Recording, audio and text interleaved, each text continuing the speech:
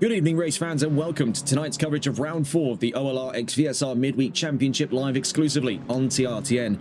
As always, I am Regan Clark, and welcome to the northeasternmost region of mainland Spain, here at the region of Catalonia, the autonomous community of Catalonia by official classification, here at their largest motorsports destination, the Circuit de Barcelona, Catalunya.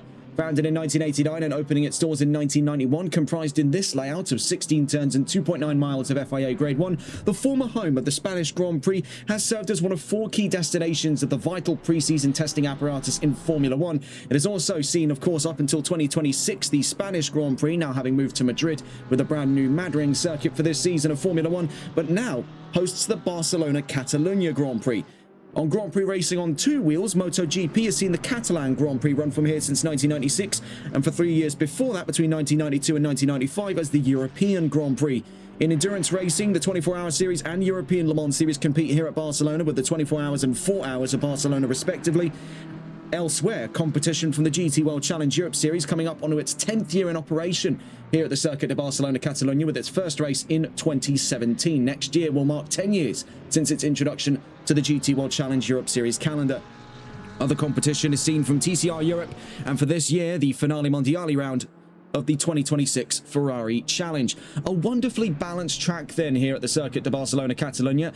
A fine mixture of technical corners and long open straights is going to give the drivers and their respective machines every opportunity to be put through their paces today, and it's given us, in multiple different disciplines on ACC, quite the variety of races. We've seen endurance racing here, we've seen GT3s aplenty here, and we've even seen, I believe, a sprinkling of GT4 action in the last couple of weeks here at the Circuit de Barcelona Catalunya. So high hopes on the run in towards the season midway as we reel away from action last week in Monterey County, California at the Laguna Seca Raceway, which gave us another fantastic round of this season. Very hectic run of things at Laguna Seca on July 8th, as we now head into the season midway here in Barcelona, on one of 3 stops in Europe before we head back over to another continent. Instead of going to America, however, we'll be heading over to Asia at the Suzuka International Racing Course in Mie Prefecture, Japan.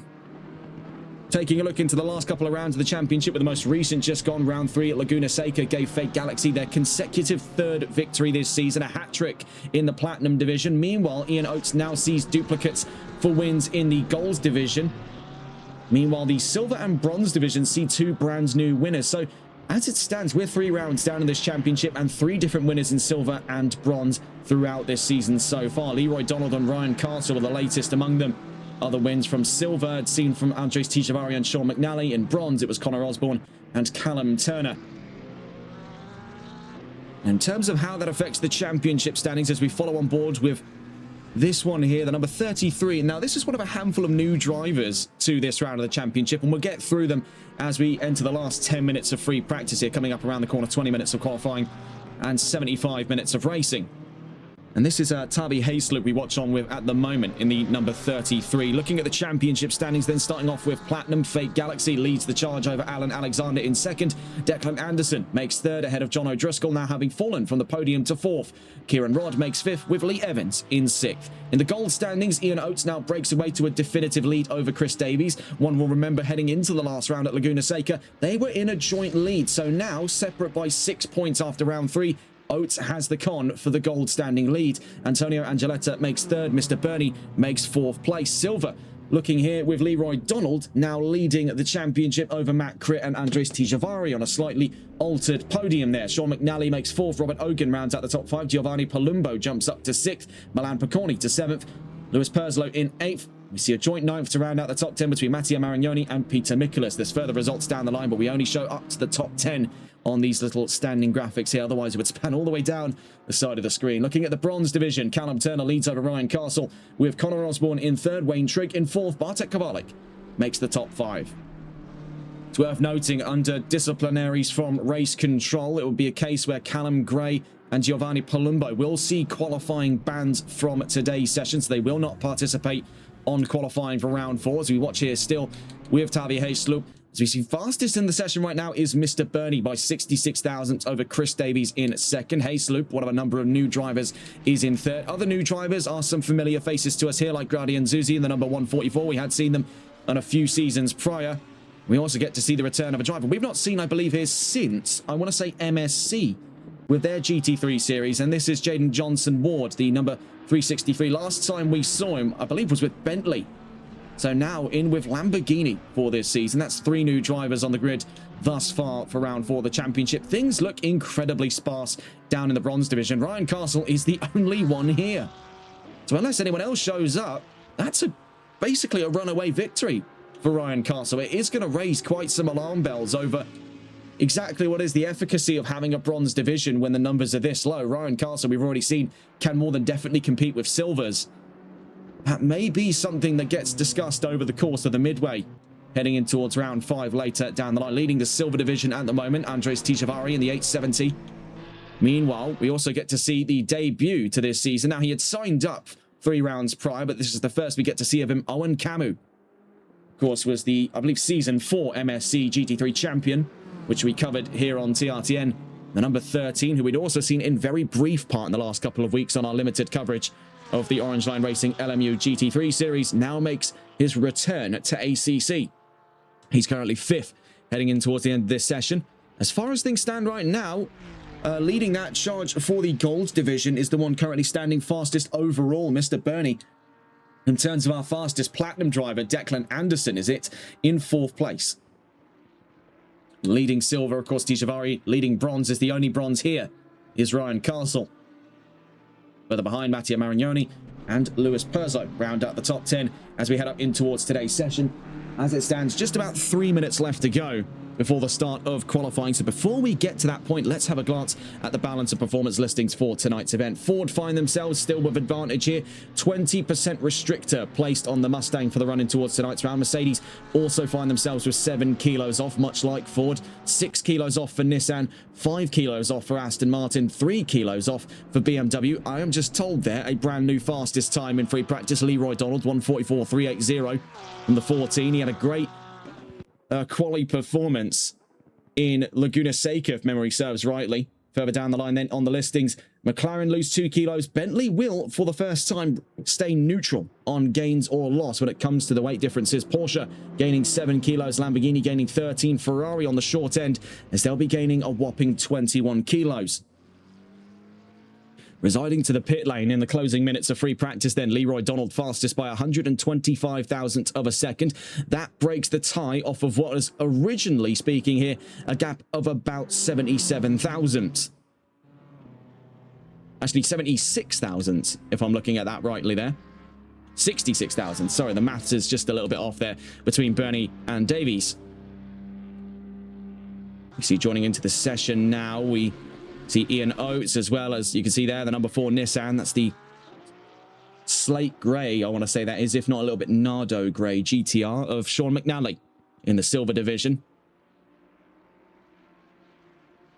You see alongside him there, that's the 53 Callum Gray, who got into quite a bit of trouble in Laguna Seca last week. It comes to be the case for him at this time, where he'll be sitting out qualifying after rulings from race control. That'll be the same story for Giovanni Palumbo should they show to today's event. Otherwise, if I had to take a swinging guess, it would be a case where that carries on into their next participating race.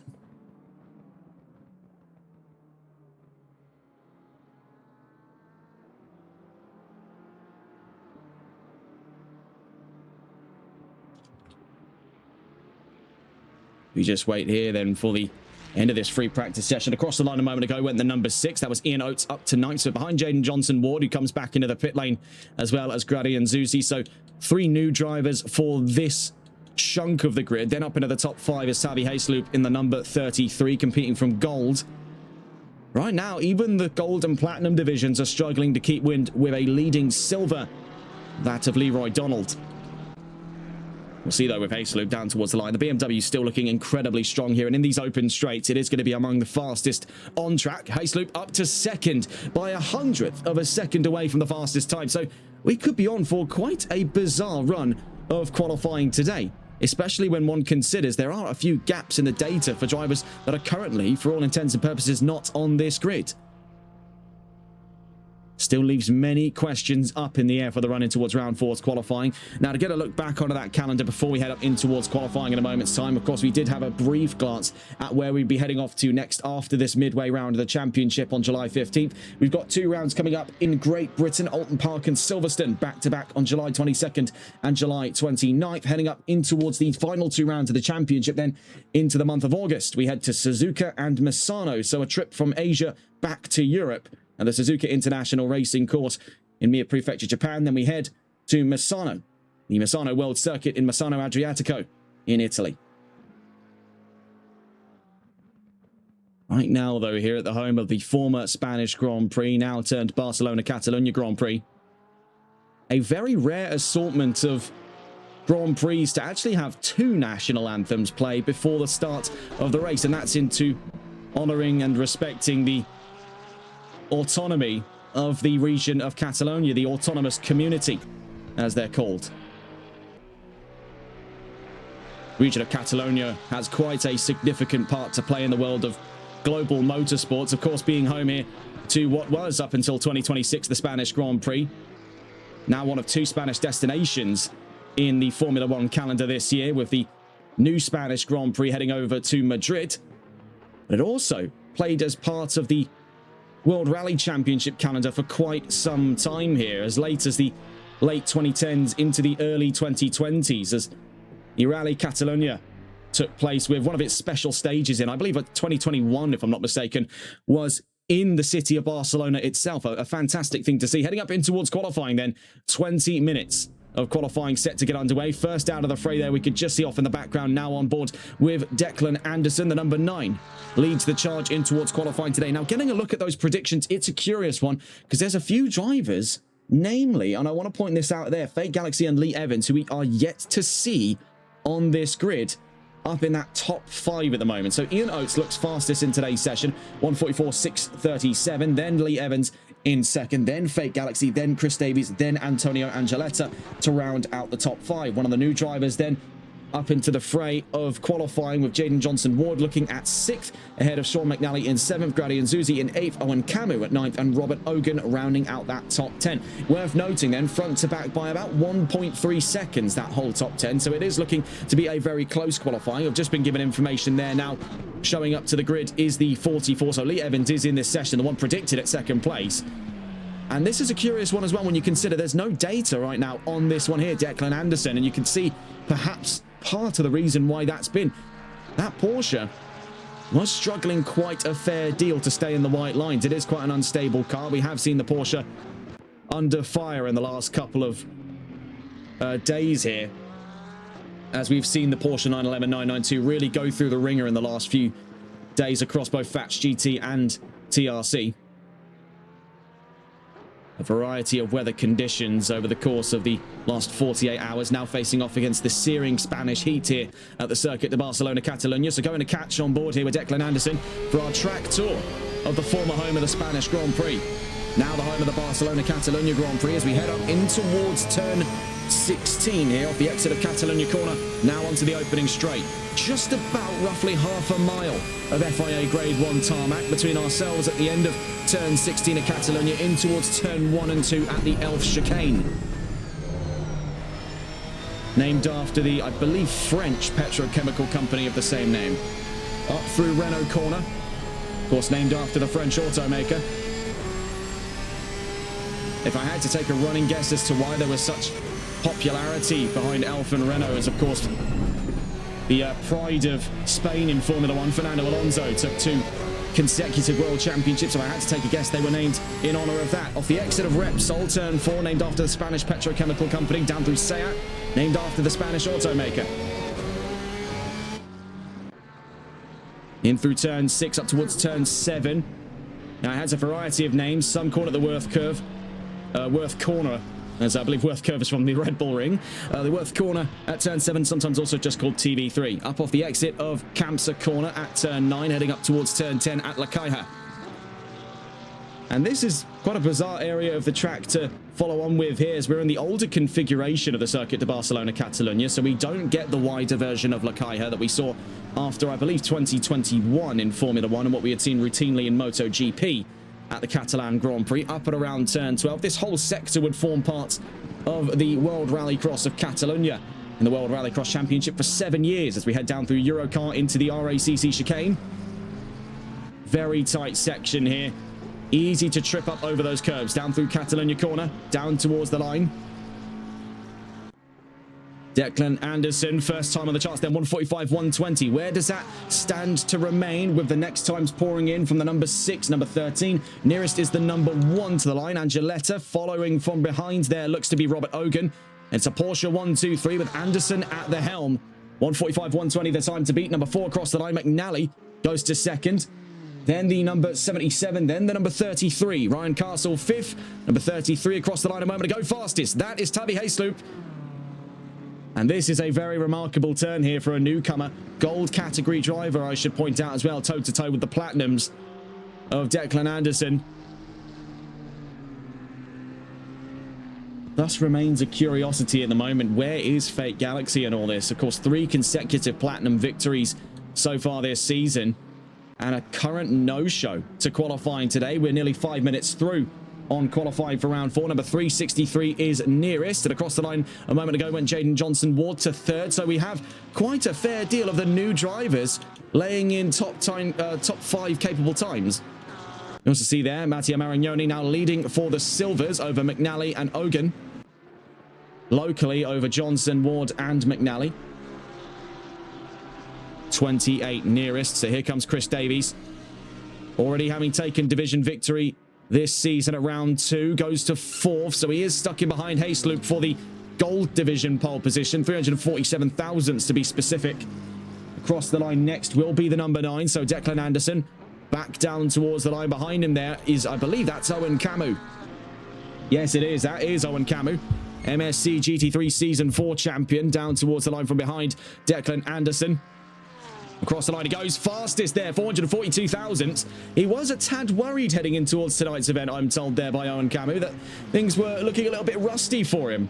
He was hoping the rest of the grid were going to take it easy on him, but I think he may have been pulling a few punches when he made a statement like that. Fastest now goes that of Owen Camus. Tavi Hayesloop, second thus far, but he's down towards the line off of turn 16. Where does he find himself? 442 thousandths away and stays there. Number 14 from behind, that will be Leroy Donald, now second, 117 milliseconds, I should say, away from Owen Camus.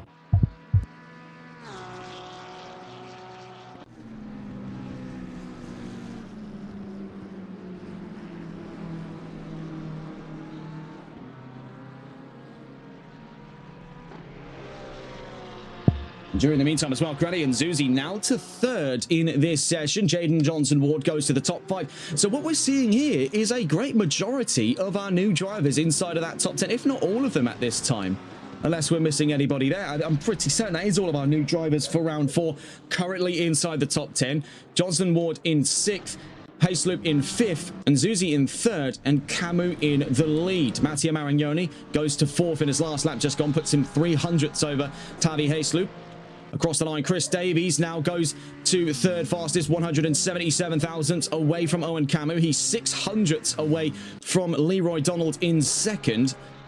As it stands to be the case right now here, looking on with Owen Camus. Owen Camus is registered, having a glance at the entry list here, to, if I'm not mistaken, yes, the Platinum Division. So that does right now put Chris Davies on Gold Division pole. With Grady and Zuzi in Division 2nd, Tavi Hayesloop in 3rd, Johnson-Ward in 4th. In the Silvers, Leroy Donald holds it from Mattia Marignoni. All the way down in the 3rd Division place spot is Sean McNally, but currently in overall 12th. We'll see, though, will that change down to the line? From 12th, stays where he is. In terms of bronze, it's just Ryan Castle. 3 drivers within 2/10 front to back of each other. 4 drivers within 4/10, I should say. So it is remarkably thin. Now, in terms of the wider top 10, they are just all packed in front to back by just over half a second. So where we were under the belief it was going to be a razor thin top 10, we still had that estimate by about 1.3 seconds front to back. Certainly not getting closer to half a second. It is remarkably fine here on the grid for round 4's qualifying. Heading up just in towards now, a minute away, just under 2 minutes away from the midway on qualifying. Still 11 minutes to play for. Owen Camu fastest, Leroy Donald in second. You see here from Chris Davies, he'll be next to the line after the number 11. That was Peter Michaelis to start a flying lap. Making their way down towards the line then. Here goes Chris Davies, 177 thousandths away, and he clears it to the fastest time. 255 thousandths clear of Owen Camu. The 44 across the line a moment ago. Lee Evans stays where he is there, 100th away from Anderson in front. Nearest to the line will be Owen Camu. Behind him, Declan Anderson off the exit of the RACC chicane. As things continue to hot up on the grid here. Looking at conditions, 30 degrees on track, so hot conditions for the drivers. It's going to be a trying day on those tyres. As we now see Declan Anderson second fastest. Mr. Burney goes third fastest from what was previously no time set in the 196. So a massive leap and bound there from the 196. McLaren goes ahead of Owen Camu. And to our understanding, that's division second in the golds, with Davies leading. So it's gold, platinum, silver in that top 5. Across the line a moment ago went the number 33, Tavi Hayesloop in 6th place at the moment in his first ever qualifying session in this championship. It's been so far so good for the 33 BMW. Number 39 is nearest, so Mattia Marignoni. For what it's going to take for him to challenge Leroy Donald, he needs just about 3/10 of a second. He's actually just under 3/10 of a second away from Donald's time, so 3/10 would be a nice round number to search for. Down to the line he goes from 8th. He does find some marginal improvement there, but not enough to take 5th place overall. Otherwise, the silver division lead. Number 870 across the line. That was for Andres Tishavari. Stays in 17th overall. 363 across the line. That was Jaden Johnson Ward. Currently in the top 10, 9th place. Number 28 nearest. Here comes Davies. Can he find an extension over his fastest? Not in that last lap just gone. He still holds the cards, though, for the fastest lap. 144.295. Still the current best of today's session. 87 thousandths away is Declan Anderson. 240 thousandths away is Mr. Burney.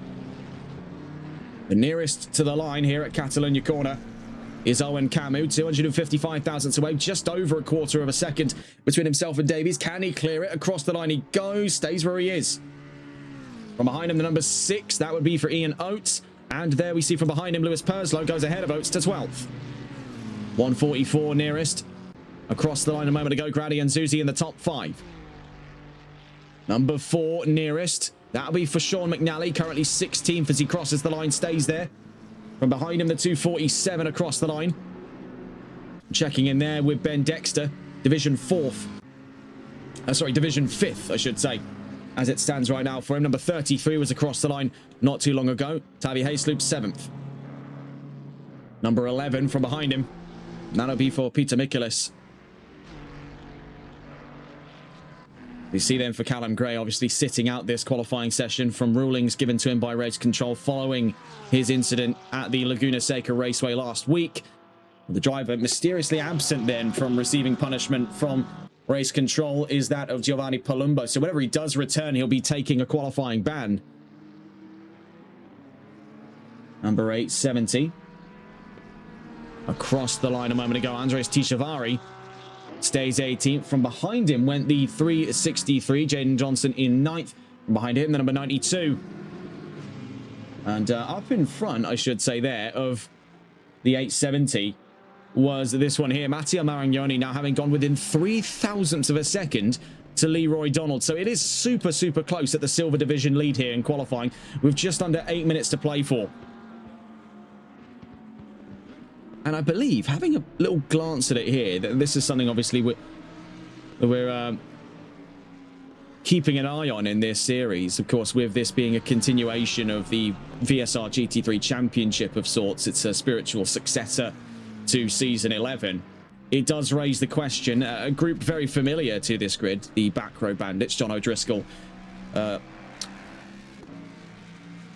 to think here, I don't know why it suddenly springs by. Kieran Rodd, yes, there we go, and then Alan Alexander. Don't know why that suddenly fleeted my mind there, but neither of those three are present on this grid. That's the point we're trying to make. That is a very curious remark, to be fair.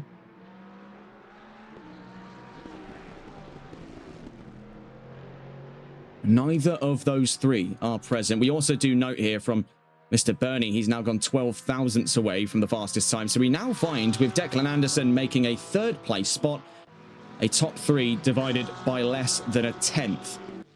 I mean, this is remarkably thin. We have seen close qualifyings on the Wednesday night slot before in our coverage of VSR. We've been covering it for 5 seasons since season 7.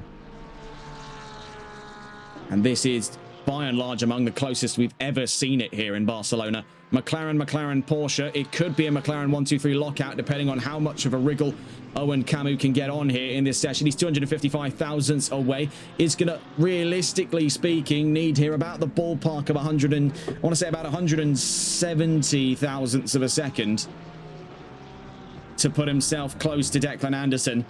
From behind him, you see Robert Ogan in 14th. Up in front, Leroy Donald now goes to 5th.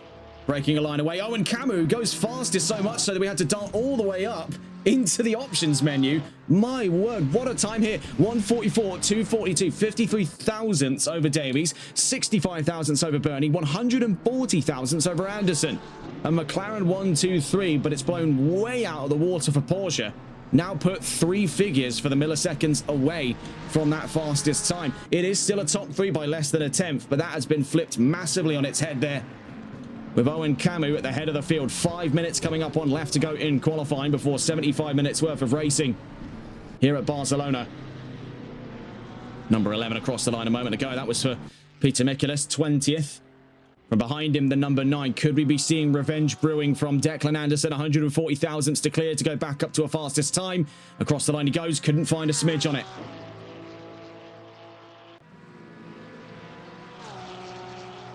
Nearest, Lee Evans. It's a Lamborghini 10th and 11th for the moment, with newcomer Jaden Johnson Ward to this grid.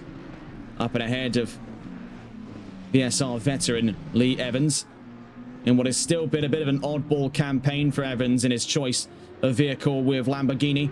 Now, we've seen him experiment with options before. Nissan and Mercedes were his last 2 picks before the Huracan. And it has still been a mixed bag for providing consistent results for Evans. He'll continue to soldier on through this season. Now, as it would stand, only about 4 weeks away from the season finale and the Misano World Circuit. We are still seeing, I would say, quite a remarkable statistic here. 733 thousandths comprise the entire top 10. Front to back there. I mean, it's remarkably close between these drivers. Camus across the line, 144, 242 remains as the fastest time. There was no improvement found in that last lap just gone. Ian Oates from 13th crawls to a halt there and is back into the pit lane. Now, he might have just enough time here to get one more flying lap in, but we are swiftly approaching that point of no return. Number 247 across the line a moment ago, Ben Dexter, as it stands there, is 16th. Then, as it looks to be the case, number 11 is nearby. Here comes Michaelis. The Ferraris have been struggling over the course of the session, make no mistake of it. They're furthest up the order that we've seen so far for Ferrari has been about 6th place, courtesy of Grady and Zuzi. Number 9 across the line. Anderson stays put where he is there. I mean, he's hitting a very solid brick wall when it comes to finding even a slight modicum of advantage over McLaren today. They really do seem to have this perfect recipe going on with the 720S 1, 2 and 3. I mean, it is giving us flashbacks here to times gone by, just before, I believe it was just before the dominant era of the Mustang in GT3 here on Assetto Corsa Competizione, a time that was ruled by the McLarens. We're seeing spearheading that charge is Owen Camus. Chris Davies in second, Mr. Bernie in third. Across the line he goes there. Now, it's worth noting for Davies and Bernie, this is currently what we're seeing for an overall second is the fight for the Gold Division pole. Right now contested by 8 thousandths of a second between Bernie and Davies. So again, all you need to do is scratch just a little bit beneath the surface of what is already a very impressive statistic in the top 10, which I am told actually has grown even shorter to 686 thousandths of a second, comprising the top 10 front to back, to find these even finer gaps in the works.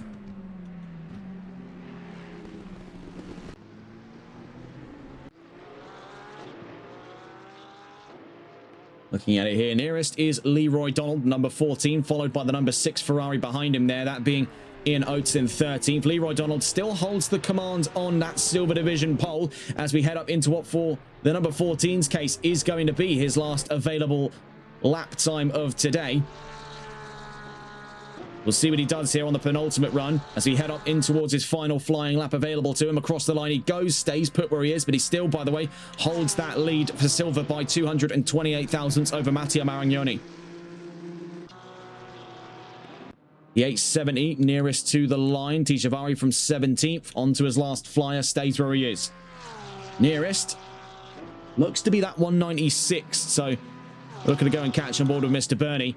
He's got 2 more shots of this being one among them. So technically speaking, 1 more shot after this lap.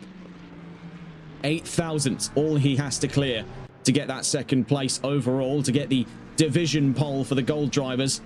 Down through Catalunya corner. 1 more stab at things from the 196.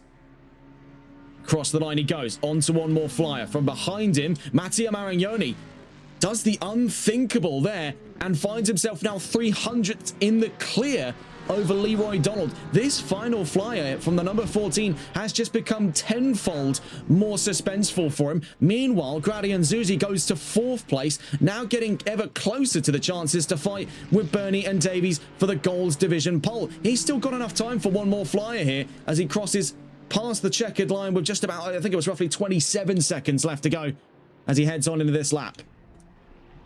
Nearest is the number 14.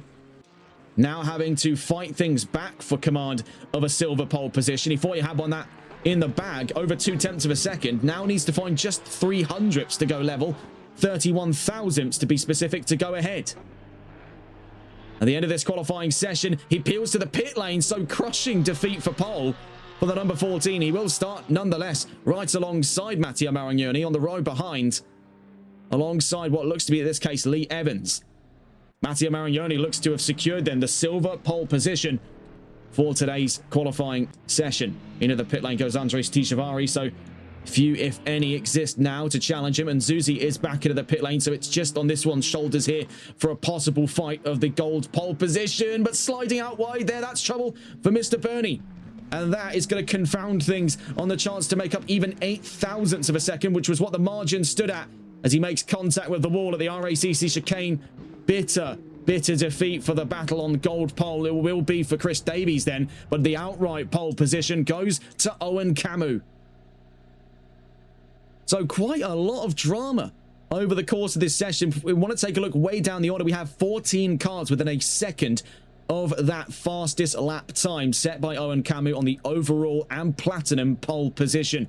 In the gold pole position right behind him and starting on that front row will be Chris Davies. In the silver pole position, Mattia Maragnoni. On the 3rd row, way down the line to find the bronze pole position down in 18th place is Ryan Castle. But this has been a razor-thin quali session here. And having a look at that, a very impressive statistic to take home. 140 thousandths comprise the whole of the top 5 between the gold and platinums.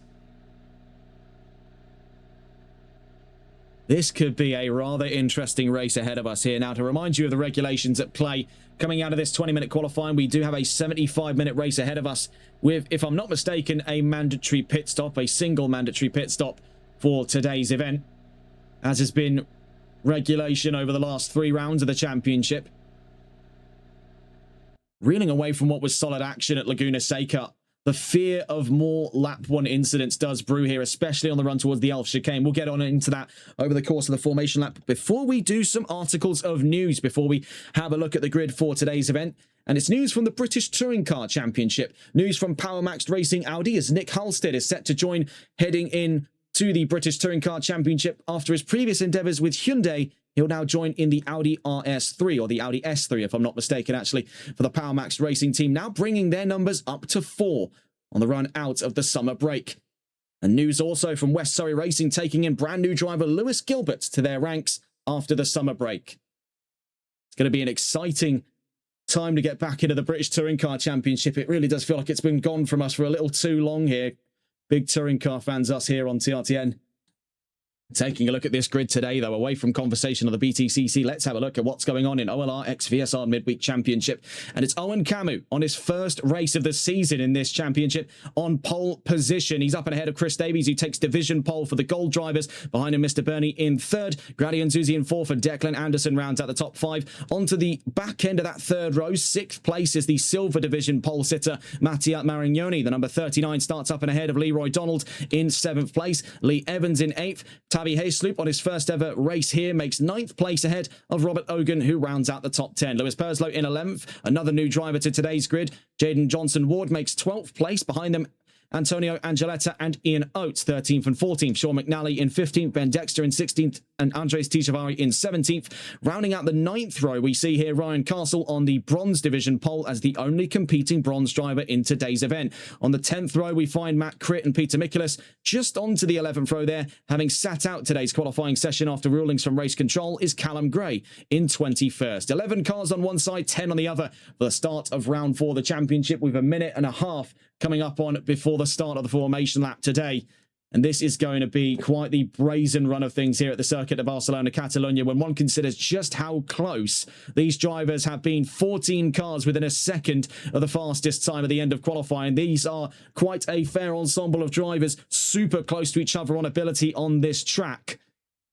And this has served as one of the great equalizers on the calendar, the circuit of Barcelona, Catalonia. We have seen some very tight racing at this venue before in multiple disciplines, in multiple configurations.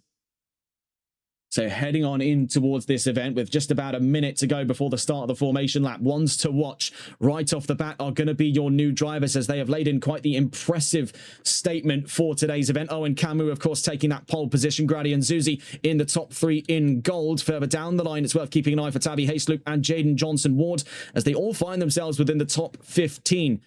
But Johnson-Ward, we did see as well in his previous endeavours with Bentley over on MSC, was quite a solid drive indeed. Had a great time of watching his endeavours during that season. For Tabby Haysloop, this is our first ever time seeing him, so it's going to be very curious to see what the 33 can do from inside the top 10, alongside drivers like Robert Ogan and Lee Evans. More on that in a moment. On boards with Owen Camu will take us away in towards the formation lap here at the circuit of Barcelona, Catalonia. It's bright and sunny conditions for round 4 of the championship. As we mentioned before, 30 degrees on track, roughly about 27 to 28 degrees Celsius ambient. Hot conditions here. It's going to be a bit of a test of endurance on those tyres over the 75 minutes of racing to come here at Barcelona.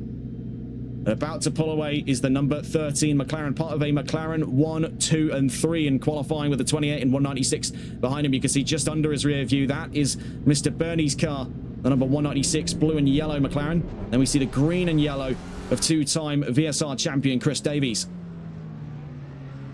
Pulling away onto today's field. In terms of our major overtaking spots, turn 1 and 2 at the Elf Chicane are going to be quite a heavy concern, both over the start of the race and later on down the line once a few laps have been sunk in. This will consistently be an area where drivers will attempt to try their luck for a run on the inside. A very good area for side-by-side battling, but in equal respects has got its faults. It does tighten up quite dramatically on the run from turn 1 into turn 2. The amount of usable space splits down to half, and it can often lead to quite a serious number of incidents, to which end it is one of the safer areas of the track with quite a sizable runoff zone. Getting bumped out wide is not the end of the world in this section of the track. As we head up through Renault Corner, Repsol and Seat will be our next 2 overtaking opportunities at turns 4 and 5. And these run in parallel to one another. A larger parabolic open hairpin right here at Repsol, and then a sharper, more acute hairpin left at Seat. And this does set many drivers up for the opportunity for lunges on the inside at Seat. They can go side by side here. At Repsol, there's a lot of options available for battling in this section of the track. This first sector does make for very exciting viewing for GT3s. On the run in towards Seat, we see here from Owen Camu. Next overtaking opportunities. This whole section is going to be somewhat of a follow-through. It really would have to be a case of a who dares wins sort of scenario to give anyone credence for a position at TV3 at turn 7, otherwise the Worth corner. This sharp left-hander, you've really got to be right on top of your target for any kind of move to stick in this area. It's a super high-risk zone with that curb on the right-hand side. You can see it's almost double layered, as we saw from the number 13 crossing on past it. And that second row of curbs, much higher than the first. That will catch drivers out and can often lead to spins in that area. It is a high-risk zone of the track out of Kamsa corner here. Slightly off camber uphill right-hand corner as we begin the run back up to another major overtaking spot here for the first since what I would say is turn 5. Before it, at Sayat, we head up in towards now turn 10 at Lakaiha. Super sharp, acute hairpin left, but prime lunging territory for these drivers to try and run up on the inside because it will set them up to hold that move or defend for that move on this accompanying sharp left-right-hand combo out through turn 11 and 12. Then down in towards Eurocar corner. I wouldn't classify it a major overtaking spot, but there is definitely the chances for overtaking at Eurocar, and it will continue down into the RACC chicane. So as we begin the formation process here at the Circuit de Barcelona, Catalunya for a 21-car race at round 4 of the OLR VSR Midweek Championship, to summarise your overtaking zones, turns 1, 2, 4, 5, 10, and 12. On the run down towards the line then, as the grid forms up two abreast for the run in towards today's race. 75 minutes of racing ahead of us for round 4 of the OLR VSR Midweek Championship live on TRTN. 21 cars in attendance, 11 on one side, 10 on the other here at the home of the former Spanish Grand Prix. We're green and racing here in Barcelona, and a brilliant start from that front row. You can see right off the bat a very vibrant start between Grady and Zuzi and Declan Anderson to get up onto competition in front with a very slow start from Mr. Bernie. Great start from the two McLarens up at the front, but on the second row it could be bedlam for the run up towards turn 1. We see there on the inside when Declan Anderson, Mr. Bernie gets washed out behind. Anderson now forced up onto Leroy Donald, and by looks of it, Mattia Marignoni. So for Donald, it has been a great start to get the leg up immediately on Marignoni. We did see trouble there for Ryan Castle falling behind the pack a little bit. So we see here with Mr. Bernie, side by side out in front of him, Anderson on an absolute blinder of a charge on the start of today's races. On the outside at Repsol corner on Chris Davies. He's looking to go on the inside. He's being squeezed there. Yellow flags out from behind them. And that, I believe, is for Andres Tishavari and another driver involved at the moment. Anderson's on the inside on Davies. Meanwhile, we see side by side there between Grady and Zuzi and Leroy Donald. And it filters out to give both Porsches extra position. Donald 5th, and as it stands there, Anderson up to 2nd. A bit of a trip up through turn 7 as the yellow flags subside. Watching here with Mr. Bernie, it is a great spectacle of things to see the fighting on the podium right away. A brilliant move by Declan Anderson to get himself up and ahead of Chris Davies almost immediately. The two Platinums out in front, now leaving the gold spot. They're lonesome. Oh, who was that? Grady and Zuzi on an absolute suicide lunge. What on earth was he doing? Have a look at this on the replay. I've never seen more of a bizarre lunge in all my time. Look at this. I mean, that's postcodes away. There was never the move to be made there by Zuzi. That is way too high a risk. We see a bit of desync with the drivers connecting back in after the instant replay, but that has kicked down the order quite a solid distance there as we see more trouble down at the RACC chicane. It has kicked Chris Davies all the way down to 21st. He will be furious. And was debating there, you saw it after the RACC chicane, a run into the pits early, whether that was to retire the car or just try to play things a bit more tactically. We see here contact down into turn 1 at the Elf chicane between Mattia Marignoni and Jaden Johnson-Ward. Right behind them, we see that of Robert Hogan. You see there giving him the lights as Marignoni not happy at all with that shunt down into turn 1. That was never going to be a move looking at that. Where on earth was the Ferrari off to? We see as well, trouble here. The yellow flags are out in the same section before, number 11. And by looks of it, yes, there as well, Lewis Perslow. So Peter Mikolas and Lewis Perslow came into contact off the exit of turn 2 into Renault corner at turn 3. It's all kicking off here in Barcelona. And we see here Grady and Zuzi as a marked man on this grid. After that move, it puts him in the gold division lead, but for a move that ended up shunting Davies way down to last place, this is going to be one definitely marred by a bit of controversy today for Grady and Zuzi. I've seen lunges before, but nothing like that. I'm still in a bit of a state of shock after that move. We'll see what the stewards have to say, because I don't imagine they'll be as eloquent about it as we will. Mattia Marignoni currently fending off from Robert Hogan, so we are looking here at a podium fight for the Silvers as Leroy Donald takes custody of the lead in division. Currently between them and Donald is Jaden Johnson-Ward and the 363 Lamborghini. Behind them you can see approaching is Antonio Angeletta and Lee Evans, two VSR veterans from behind there alongside with Robert Hogan.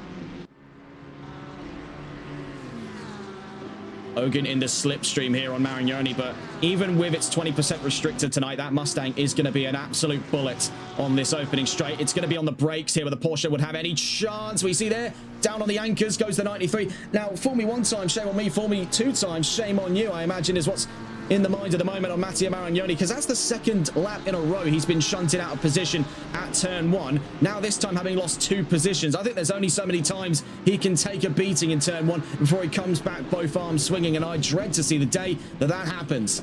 We can see quite notable damage on his diffuser there on the Mustang, so the rear aero is slightly compromised. To what ends that's going to affect his overall performance, we're not quite sure just yet, but it is going to be creating a little bit of excessive drag. You can see it's a little bit loose there, actually wobbling from the rest of the car. Looking around the order here to see with Callum Gray. He's up 4 positions from the race start, ahead of Crit, Davies, and Malukas. Not Malukas, Mikulas. You see, though, Matt Crit looking for a run on the inside. Couldn't have it away there from Callum Gray. You see Peter Mikulas, 20th, with Lewis Perslow in the pit lane.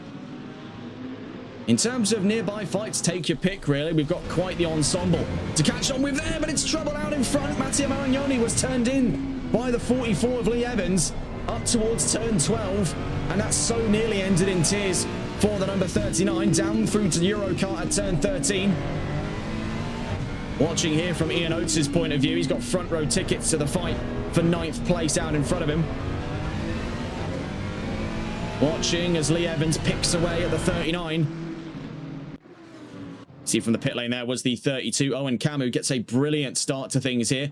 Declan Anderson had an even better start to make his way up towards second within a single lap of the race. That was really quite the charge from the number 9.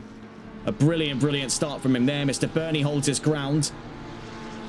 Albeit the head of that gold division having been swapped after, again, I can only describe as a suicide lunge from the number 144. It was a do-or-die situation. We see in the background there, Leroy Donald's in the wall.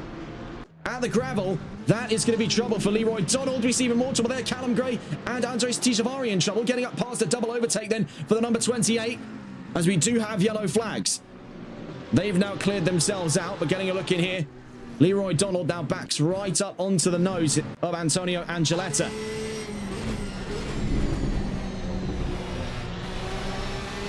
Porsches have been a tad unstable on the run through today's race. We saw for Donald, it was trouble for him in the last couple of corners. And that's something that both Angeletta and Ogun are eager to take advantage of on the run up towards La Caja.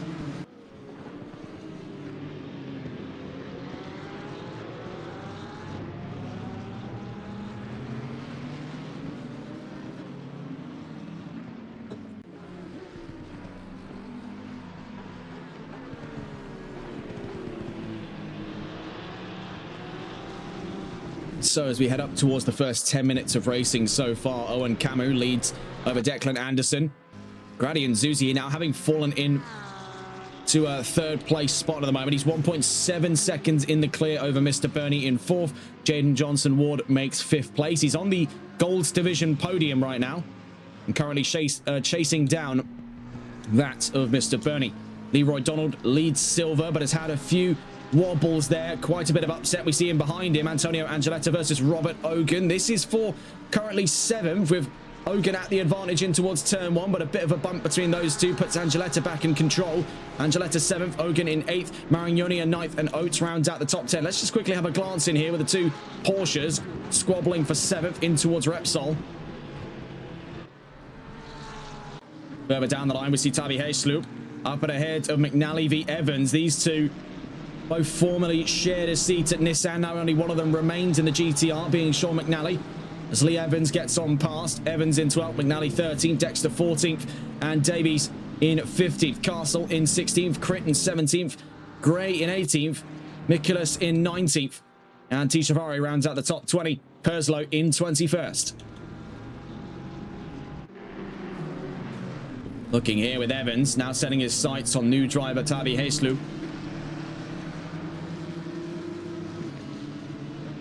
Heading in towards La Caja here at turn 10. Late on the brakes for the Lamborghini, but couldn't find any ground on the run in towards turn 10 on the BMW. We'll try his luck up towards turn 11, having learned his lesson on his previous endeavors with Mattia Marignoni, nearly turning him into the wall at this section.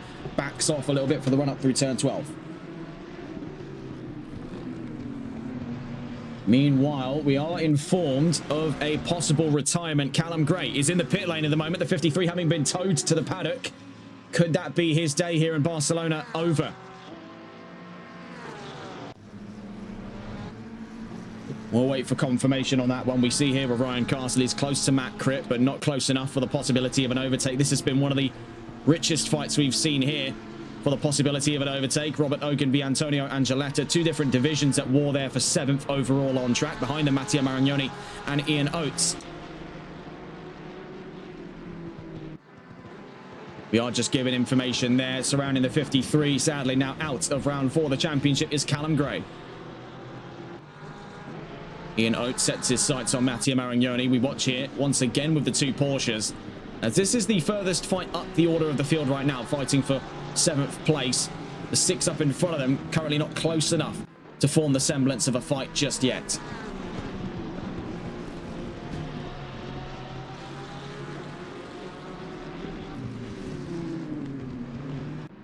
Coming out from turn 8 in towards turn 9 here, rocketing uphill over Kampsa corner. Behind them, Tabby Hayesloop versus Lee Evans. Hayesloop out wide, Evans on the inside. It'll be to the outside if Hayesloop was able to keep it side by side on the run up towards the run of Lakaiha, but Evans has the ground.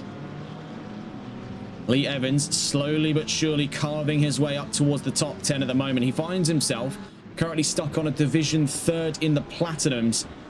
The only other 2 Platinums right now are up on the front row of the grid, Owen Camu and Declan Anderson.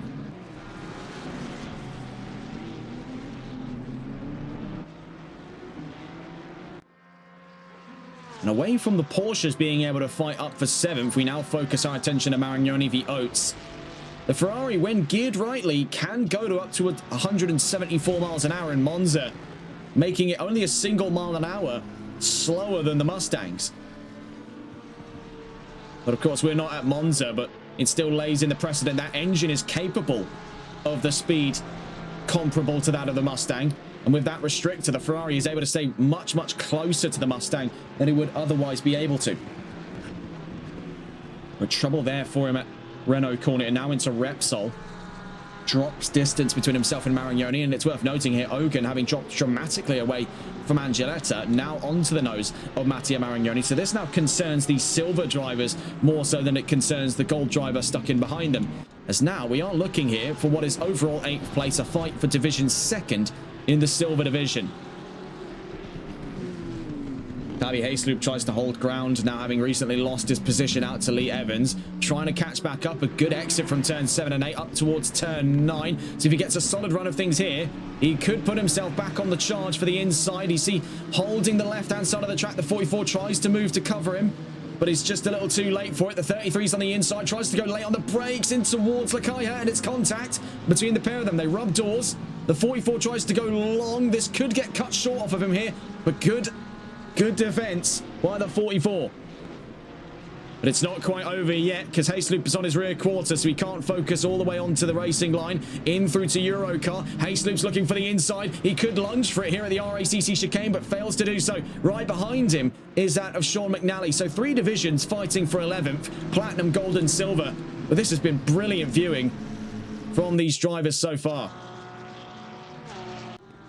Going to catch on board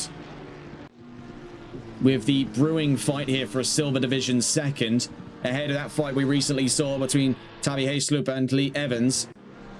As we do just quickly glance at the action here down at turns 1, 2 and 3 out of the Elf chicane. Good run by Hayesloop, but in towards turn 3 the Lamborghini's just got a little bit more rotation, so you see the BMW start to wash out wide, but the Lamborghini can continue to bite away on the inside line.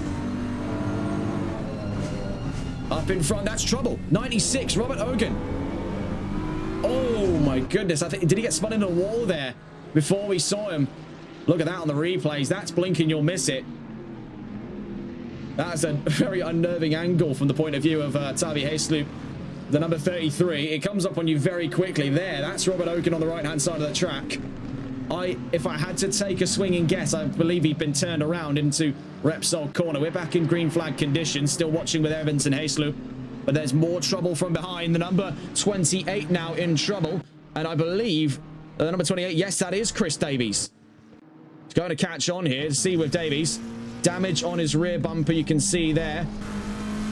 What's the scope of things at the front as we're back in to green flags here in Barcelona? You can see quite notable damage on Davies' car. He's going to be boiling with rage today after that incident with Grady and Zuzi at this corner here at La Caja, turn 10 on the opening lap of this event. We see the number 77, Ryan Castle, having come in for a very early pit stop, only some 15 minutes into today's race. So a curious development here as we see Ben Dexter v Sean McNally for a possible fight on 12th place. Meanwhile, let's go to look back in with Hayesloop v Evans. It has been a curiosity to see these two fight for 10th place. Watching on here.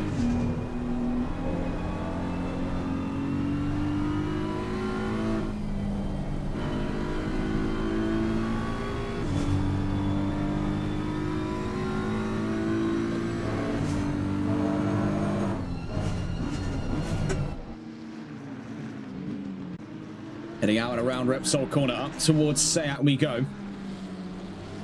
Out in front of them, Ryan Castle about to be intercepted. Actually, sorry, Ryan Castle was already intercepted, I should say, there by the number 6 of Ian Oates. So recent trouble for Robert Ogan. That does leave Antonio Angeletta with a bit of open air to play with at the moment. Nearest car to him, the number 39. I believe that is Matteo Maragnoni in the Ford, up in 8th place. 196 getting close with another driver there. Having a look on board to see who that might be. It's Jaden Johnson Ward chasing down for the chance here of a fight of 4th place with Mr. Bernie. This could be the next fight on the cards here, the 363 versus the 196. Now, it is worth noting, this does concern positions in category. This would be for Gold Division 2nd for Johnson Ward. We did point him out as one to watch. His time with Bentley was one well spent. It's a curiosity to see that he's moved to Lamborghini. As we've seen, this has been a bit of a gamble for some. We've seen another driver, notably on this grid, Lee Evans was one such driver who had spent a long time with front engine machinery to suddenly make that leap also to the Lamborghini Huracan. But as we're seeing from both of them today, while yes, the car has been notoriously twitchy over this season, and I'd say in the case of Evans, he found that out the hard way at Laguna Seca. But they have suddenly found their groove here in the Circuit de Barcelona Catalunya. Now, by no means is the Lamborghini Huracan a bad GT3 car. It is one with a substantial legacy, following up and improving upon the legacy left behind by its ancestor, the Lamborghini Gallardo. Here's hoping the Temerario can do the same, as it's the most recent Lamborghini on the block.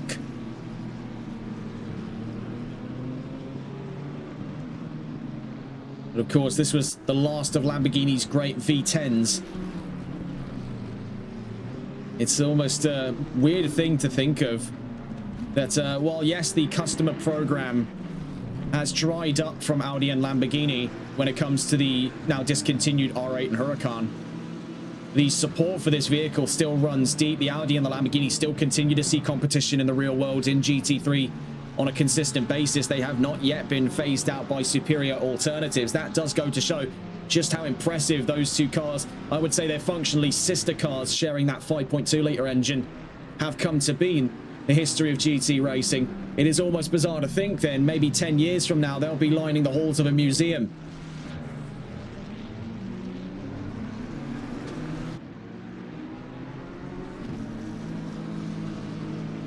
Watching here then with Lee Evans versus Tavi Hayesloop. Up in front of them, that's Ryan Castle and the 77 McLaren. Looking back on with the developments surrounding an ongoing fight here. Mr. Bernie's out wide, out at Renault corner. That's going to invite in Jaden Johnson Ward even closer. So let's go to catch on board here if we can. Away from action with Hayesloop v Evans, both of them trying to navigate their way past Ryan Castle. It gets a little bit wiry there. That's going to force Hayesloop out wide. Why is he getting a little bit too enthusiastic to try and get the position in early? to go and catch on board, though, with that Lamborghini. Jaden Johnson-Ward.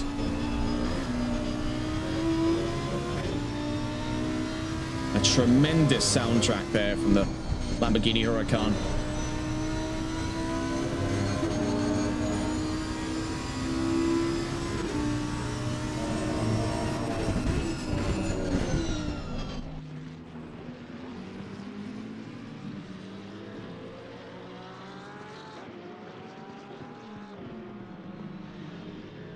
Mr. Birdie still holding his ground then by 0.6 of a second. It is worth noting there were a few flickers there of understeer in the car, and now that snaps to oversteer, so something's going wrong on those Pirellis at this time for Mr. Bernie, whereas it's been quite a sharp and steady performance from Jaden Johnson-Ward.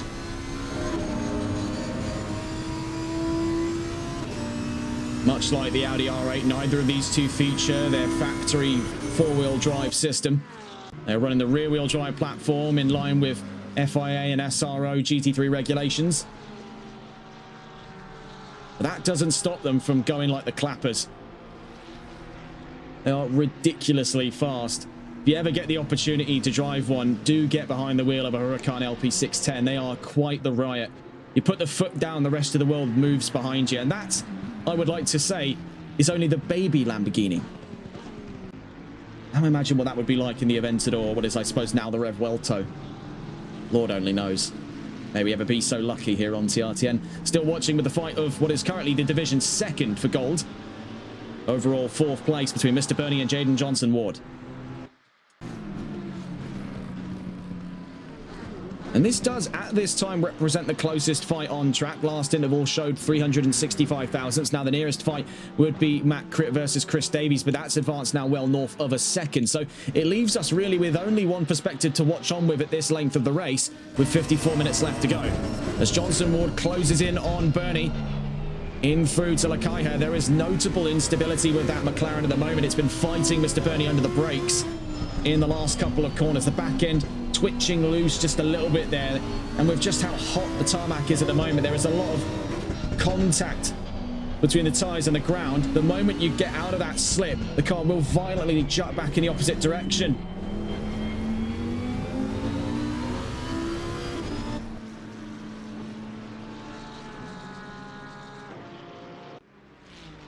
These mid-engine cars, of course, a fundamental part that goes with their platform is the unfortunate reality that unless balanced properly, these cars can snap oversteer very, very badly. A real-world example, of course, the Toyota MR2 SW20, the second generation car. Sorry, the first generation, the AW11. Very, very notable for its snap oversteer because the car wasn't particularly well balanced for high-speed driving. You see when the setup goes awry on these GT3s, you can see much of the same, but the car will start slipping out. Then, unless the driver's got reflexes fast enough to match it, the car will violently snap in the opposite direction. That can often put them in the wall. We have seen that in the past. And that's often been an affliction that has been more towards the Lamborghini because it's ever so slightly shorter on the wheelbase than the McLaren. We see, though, great move from around the outside by Jaden Johnson-Ward, but he's got to carry it all the way up to turn 7, where Mr. Bernie's got the inside, squeezed there up through turn 8. What a move by Jaden Johnson-Ward. Threaded the eye of a needle for that one. Now up to division 2nd. And under rulings from race control, it really does depend on what they come to the decision over the end of this race. But he's still within range to where if they gave out a sizable penalty to Grady and Zuzi for that move on the first couple of laps against Chris Davies, this could be a case where either of these two drivers could be seeing the division win. As we see there, a wonderful retake of position, albeit, oh, never mind. It was too good to be true between those two there, having resolved it themselves. That got ugly between the pair of them. That was so close to perfection there, but regardless, it puts Mr. Bernie back at the helm for 2nd. Behind him, now approaching swiftly into this fight, is Antonio Angeletta, also a Gold Division driver in the number 1 Porsche.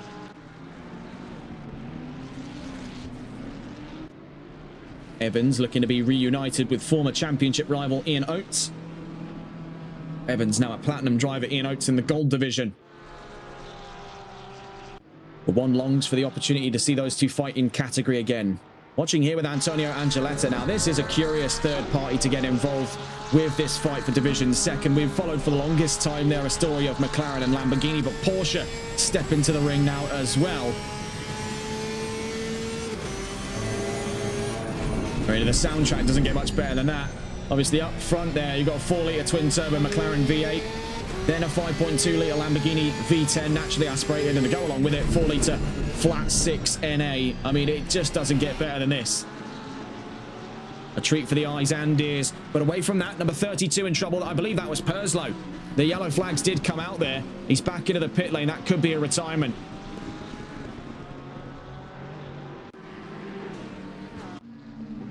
Having a look, there is, albeit a fairly close gap, but that was for a car having just got lapped out past it. That was Ryan Castle from Ben Dexter. As we see the car in behind them, there was Robert Ogan. Leroy Donald still leads silver, and he has had a very, very formidable start to racing today.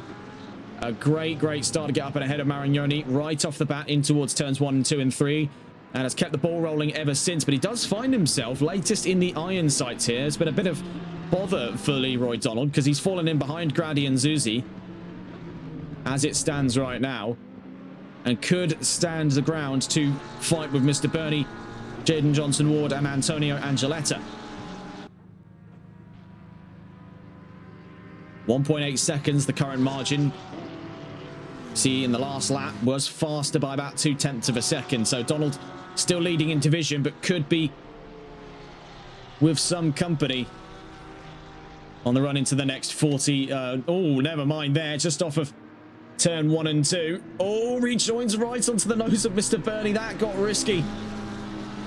That got incredibly risky. I'm also told the 77 is back into the paddock. That could also be a retirement for Ryan Castle, which we'll see for the first time this season. That could very well be a case where no bronze drivers have finished this race. We see 3 abreast off the exit of Repsol. And getting up and around him, or I suppose up on the inside of him, now on the outside on the run through Sayat corner there. A wonderful retake of position by Jaden Johnson-Ward, but watching over, who is now a camera car of sorts here, that of Leroy Donald. Do we see there trouble from behind? They make contact again. There's only so much of this rivalry I think we can stomach, because this is getting all manner of out of hand here. Watching from Antonio Angeletta, as he is now third party, no longer observer, no longer, I should say more relevantly, as he is in this fight along with Johnson-Ward and Bernie for a Division 2nd in gold. We see there more contact now at Locaia. Round goes Mr. Bernie, having to leap to avoid, and there was Mattia Marignoni. As we've just hit the flashpoint on what has been a long-standing rivalry in today's event. That had been raging on for a little too long there. Again, it was a case how many times is a driver going to be able to take those knocks and taps before they come back swinging? I think we've just seen the limit be crossed. Jaden Johnson-Ward moves up to Division 2nd in gold. Angeletta to 3rd. Bernie down to 4th. And this has been quite a bit of drama here in Barcelona. In between them now is Mattia Marignoni, who has his own mission to try and catch up towards the number 14 of Leroy Donald, to try and reclaim that lead of silver, which he had at the end of qualifying by 0.03 of a second.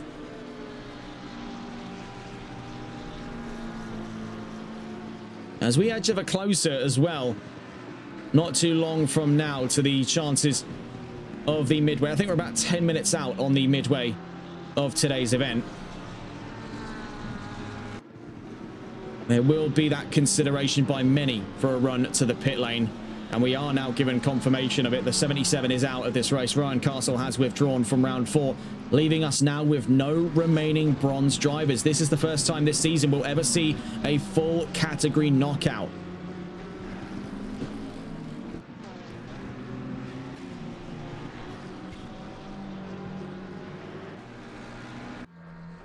So as it stands right now, 47 minutes left to go in this race. Owen Camus leads with the fastest lap over Declan Anderson in 2nd. Grady and Zuzi makes 3rd, with Leroy Donald in 4th. Jaden Johnson-Ward in 5th, with Antonio Angeletta in 6th. Mattia Marignoni in 7th. Mr. Bernie in 8th. Lee Evans in 9th. And Tavi Hesluk rounds out the top 10. Sean McNally in 11th, with Ben Dexter in 12th. Robert Ogan in 13th. Chris Davies in 14th. Matt Critt in 15th. Ian Oates in 16th. Andres Tijavari in 17th. And Peter Mikolas in 18th. We've also been given information there of the retirement of Lewis Perslow from the grid as well, dropping numbers even further down. We started with 21 cars, now down to only 18 remaining. What has been plenty of drama for one day here at the Circuit de Barcelona, Catalunya. You see Dexter, Ogan and Davies close to one another at this time.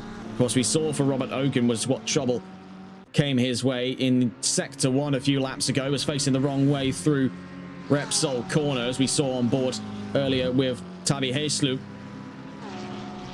I believe we might still have that one on the replay here. This was earlier on today on lap 7 from watching on with the fight between Evans and Heesloop. Up in front there was Robert Ogan, having spun around into the wall. I believe that from that angle he could have definitely been spun by a driver as opposed to the car just stepping out and spinning itself. Either possibilities, though, are likely with the Porsches, as once they do get into a spin, all of that weight from the rear of the car swings round and it creates this pendulum effect. So if you do end up getting into a spin in the Porsche, it's going to be tenfold more dramatic than the mid-engine or front-engine cars on this grid.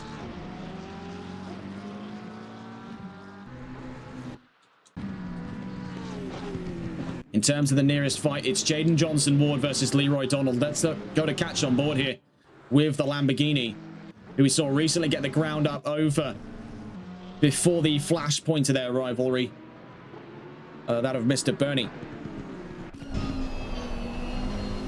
Johnson-Ward, you can see there in his rear view, still has to focus on the approach of Antonio Angeletta. And we're given the information now on what took Lewis Perslow out of the race. Hardware failure, we're told, as his wheel started locking right, constantly registering input to the right, so his BMW just turned into a very bizarre German NASCAR. Actually, that wouldn't even... Would that work? No, because they turn left. So it would be very bad as a NASCAR as well. That's what we're told was hardware failure on the wheel, so he's been forced to withdraw from today's race. We see there in chat, Christian LeVay subscribed at Tier 1. They've been subbed for 8 months. Thank you very much. You're watching on board at the moment with a fight for 4th place overall on track between Leroy Donald and Jaden Johnson-Ward. Leroy Donald leading in silver. Jaden Johnson-Ward up to 2nd in the gold division here on round 4 of the OLR VSR Midweek Championship.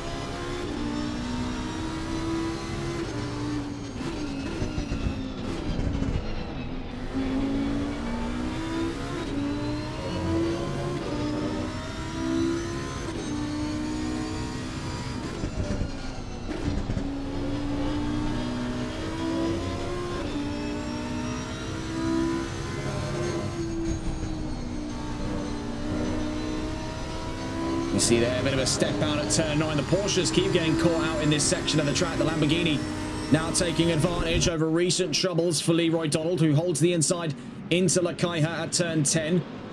Playing with his elbows out here, trying to keep that defensive form up, because knowing if these cars can get up past him, there'll be nothing left to stand in his way between himself and Mattia Maragnoni. So these two golds are acting as somewhat of a defensive buffer on the proverbial chessboard of Leroy Donald's performance today. Up through the RACC chicane we go. Porsche, Lamborghini, Porsche in a 3-way split for 4th. 43 minutes left to go here in Barcelona.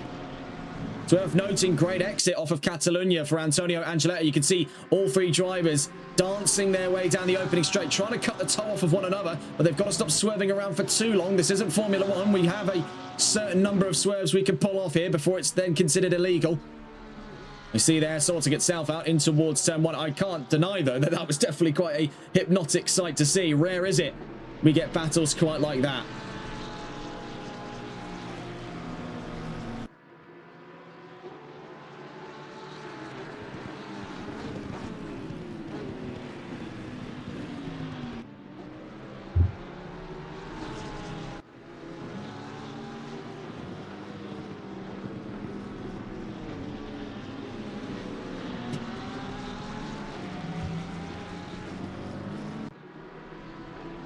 Battling starts to dissipate just ever so slightly here. We'll wait to see if it crunches back up on the run through at Campsa here at turn 9.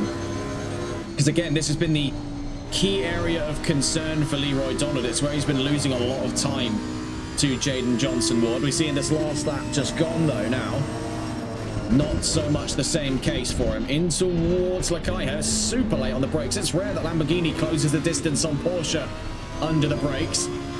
though often a seldom seen matchup for two manufacturers in this championship. On the run out through turn 12 up towards Eurocar. Half a second between the pair of them on the run up towards the RACC chicane. All three of these cars have to play things a lot more carefully on those curbs. The Mustang behind them can afford to be a little bit more aggressive on the curbs owing to its better stability, but these three be a little bit too skittish if they were to tackle sudden inclines like that. See with Leroy Donald still swerving to cut some of that slipstream off from Jaden Johnson-Ward. That has worked for his efforts there because it's pushed him back up onto the nose of Antonio Angeletta. Because Angeletta just stayed on the line. He didn't bother with any of the swerving because knowing it would have ultimately killed off more of his momentum down towards turn 1. He's actually gained off of that. We'll catch on with them in a moment's time.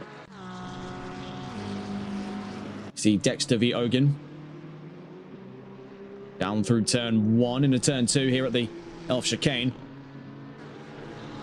We see here now the angle from Leroy Donald's point of view. Of course, quite a tremendous weight on his shoulders to defend off two of these gold drivers, knowing they are acting as a defensive barrier between himself and Mattia Marignoni, who at this rate, if these two get out in front of him, he'll have no one left to protect him from Marignoni.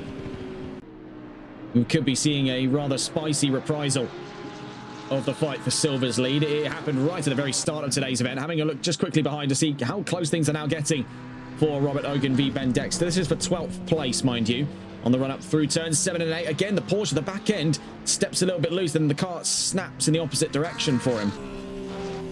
Trying to hold the inside at turn 9. McLaren on his outside there, and Dexter able to get in the throttle down just a little bit earlier was all that it took to put him in the chances to take position. We see for Robert Ogan, lunges for the inside there. And, well, hats off to him. He knows the strengths and weaknesses of his machine. He's done his homework. While, yes, stability's not on his side, stopping power certainly is. And that thing will stop on a dime compared to the other GTs when given the right kind of driver. Mr. Bernie now in the pit lane, we're told. So that does lighten the load from behind here.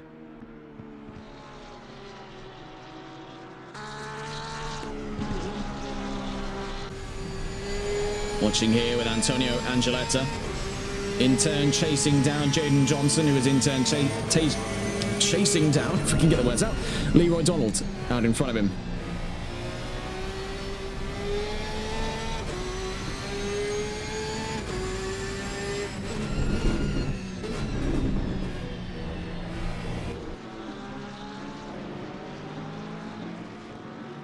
Antonio Angeletta could find himself presented with somewhat of a do nothing and win strategy coming up into this. Number 11, we're just told now, has picked up a drive-through penalty. That goes to Peter Mikulas. His day has not really seen much more benefit on this round. It's been a very rough one for the Ferrari.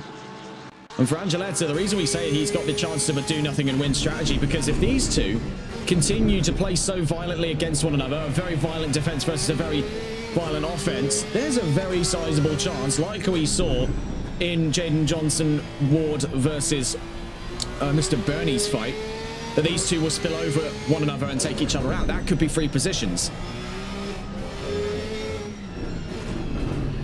Angeletta is not a sort of laid-back kind of driver. He prefers to get his action done on the track. We see there the number 14 dives to the pit lane, so there's nothing left to give slipstream to Jaden Johnson-Ward at this time, as Owen Camus is also in the pit lane as we head up to the halfway mark on today's race. So Gradient-Zuzi stays out to take the lead as Jaden Johnson-Ward and Antonio Angeletta move up onto the podium overall.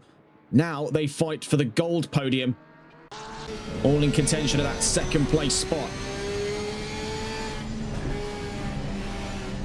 And again, as we mentioned, following that very controversial incident at the start of this race, if they are given a severe penalty, there is a chance of a 30-second time penalty for Gradient-Zuzi in a post-race investigation. So the reason we stress this point, because right now he's within range of these two, about 15 seconds ahead of them at this time. If that's where it stays, either of these two currently fighting for what stands as second could be moving up into a win.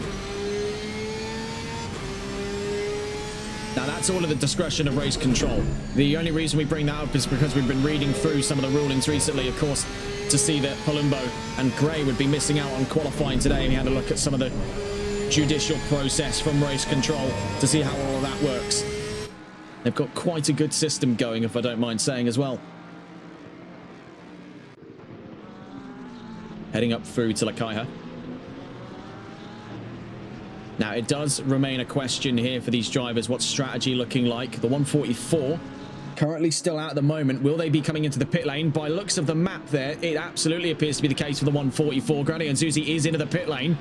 Where do these two stand on that matter? Heading up to the RACC chicane. Angeletta still feverishly clawing away at the chances to have position off of Johnson Ward. Both of them will stay out on the run through Catalonia corner. So moving up into now what is about to be a fight for a race lead is Antonio Angeletta versus Jaden Johnson Ward.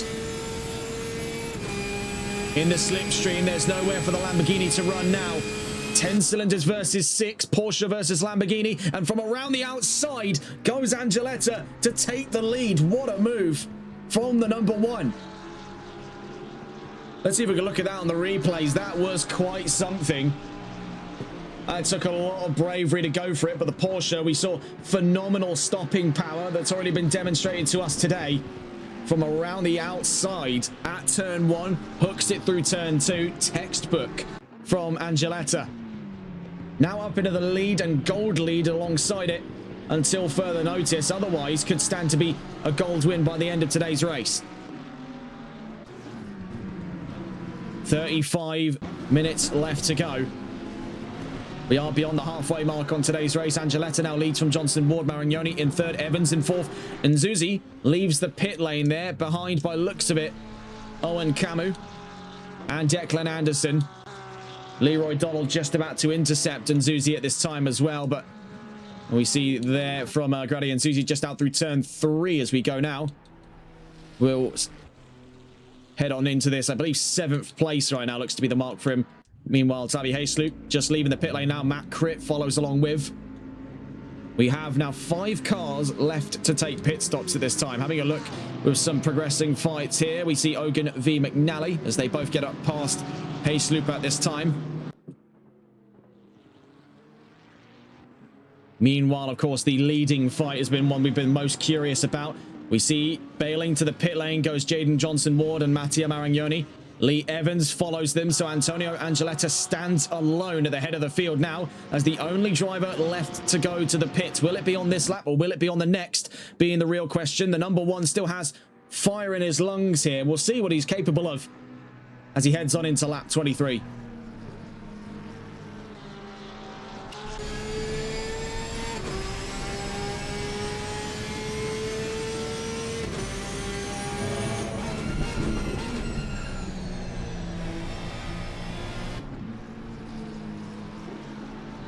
Now, his strategy ultimately is aimed around trying to catch out the rest of gold. His main targets are going to be Mr. Bernie and Grady and Zuzi. He'll be aiming to slot in, hopefully, somewhere around 8th place to put himself ahead of Leroy Donald. You see here trouble as a drive-through penalty before Tavi Haysloop on his debut drive to the season there. It's gone from bad to worse from him. It's the number 33 from 14 for this time. We'll be seeing way further down the order. We see Jaden Johnson Ward off the exit of the pits at the moment. We see he's been intercepted by Mattia Marignoni. It's been a slow stop there for Johnson Ward. Anderson gets up past him. As for Jaden Johnson Ward, we see here the 363 falls in behind Grady and Zuzi. So for Johnson Ward at this time, currently sees, I want to hopefully say he's on the cards for a gold podium. That does at least appear to be part of the case there. We see he's 3rd at the moment behind Ian Oates. Now a division 2nd, fighting with Mattia Marignoni. And as we're told, Angeletta is now into the final piece of the puzzle. Now into the paddock here. Here goes Antonio Angeletta. Owen Camus will be looking to return to the race lead shortly. Declan Anderson to follow with him there. 2.5 seconds away from Camus. There could be the brewings in the next 32 minutes. I want to consider this as we are still quite a distance from the checkered flag. There is still absolutely the chance for a fight in the platinum lead, but Anderson is really going to have to dig deep in this second half to find himself any closer to Owen Camu than he already is right now. Grady and Zuzi, one to watch here in the gold division. A controversial leap down at Lakaiha certainly has put him at the center of attention by race control, but right now has put him in the gold lead in the number 144 Ferrari. Will he get up past Antonio Angeletta, who has right now yet to have dropped from the jacks? So it's fuel and tyres, if I'm not mistaken, for Angeletta. He will lose position out to Nzuzi, so now presents the question, can he intercept Mr. Bernie? As he leaves the pit lane here, it's going to be close. We hear the sound of the Porsche getting on past him. That was Leroy Donald, so Mr. Bernie's next, and he gets up and ahead.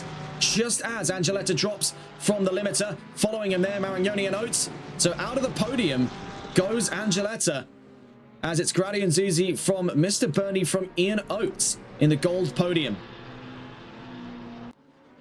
And then just behind that of Mr. Bernie is Jaden Johnson Ward to make the top 5 for gold.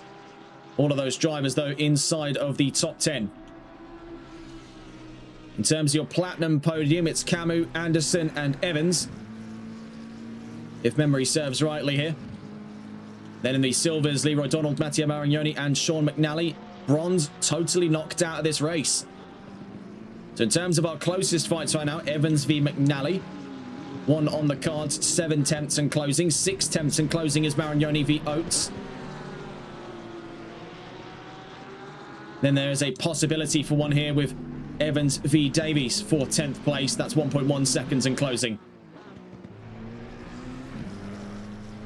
30 minutes left to go. Owen Camu leads over Declan Anderson. Grady and Zuzi in 3rd. Leroy Donald in 4th. Mr. Bernie in 5th. Mattia Marignoni in 6th. Ian Oates very close behind him there in 7th. Antonio Angeletta in 8th.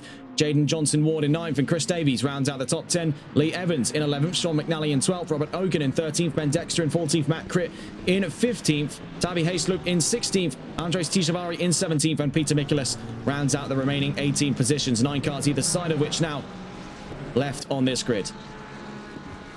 Let's got to catch on board with Oates. This could be a very curious angle to see from as he tries to take an outright 6th away from Mattia Marignoni. You can see, even in spite of 20% worth of engine restrictions, that Ford is still quite tremendous on the straight, but he's lost some of that top end away to the Ferrari. That's what allows Oates to get back up along with him in towards turn 1.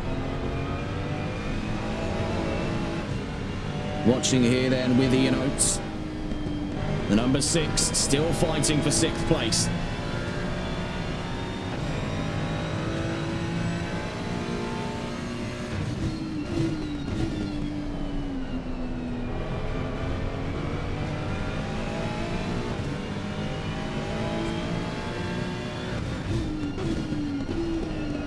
Through to Seat.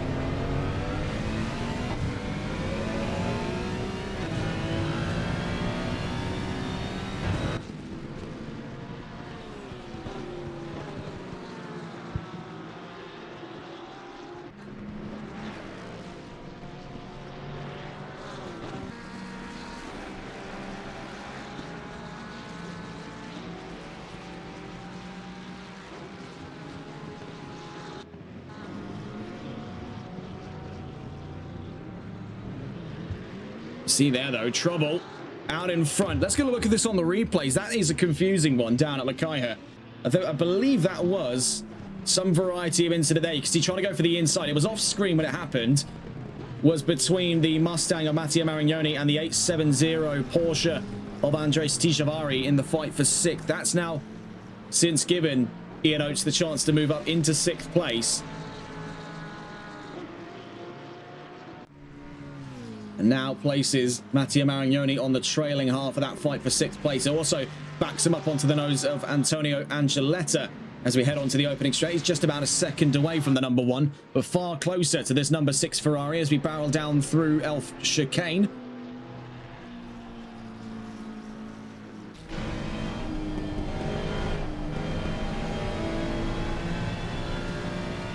You see, much has been the same case watching with previous fights. The front engine cars wash out wide through Renault, where the mid-engine cars are able to bite down on the inside line. We see off the exit here of Repsol up towards Seat. This is where the Mustang could look for a lunge at the inside. He's a little too far away from it, though. In through to turn 5 here at Seat.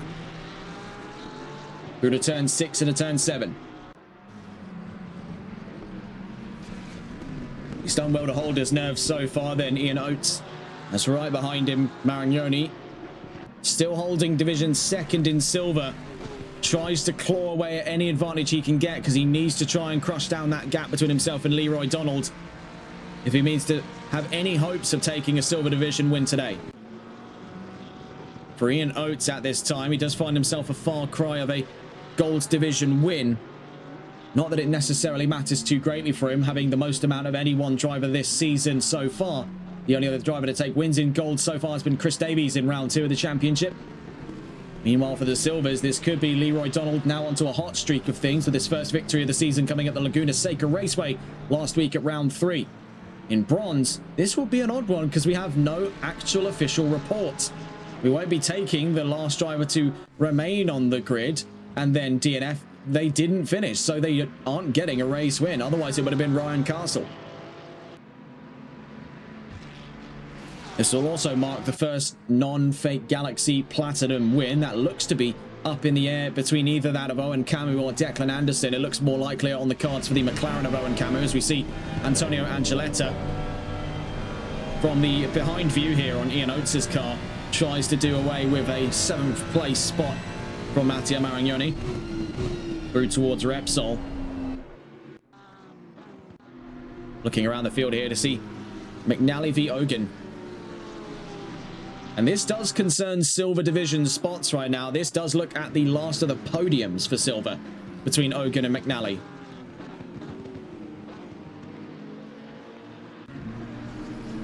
Up in front, Davies and Evans looking to do battle for 10th place. Watching here with Sean McNally.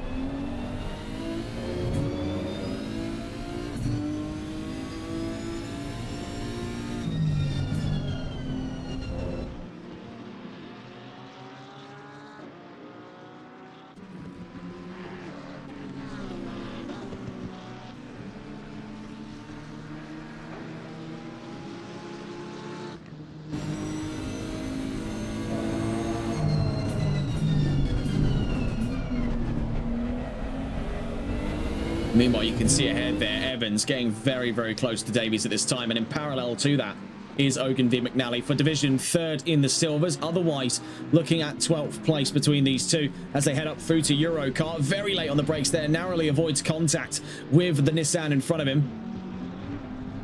Robert Ogan still trying to find ground here, but he is going to struggle on this straightaway against the GTR. Often goes unspoken in the argument surrounding one of the faster cars on this grid. The GTR, as rare as it is right now, is still a tremendously quick machine on the opening straight. Now, not quite at the level of the Mustang or the BMW, but it is tremendously fast. And all of that does come as quite the surprise for a car bolstering 2 less cylinders. BMW being, of course, another standoffish case, because when one thinks about the fastest available cars in ACC, often you have to scale the number of cylinders up to get the most advantage. One of the fastest we'd ever seen was the Aston Martin V12 Vantage.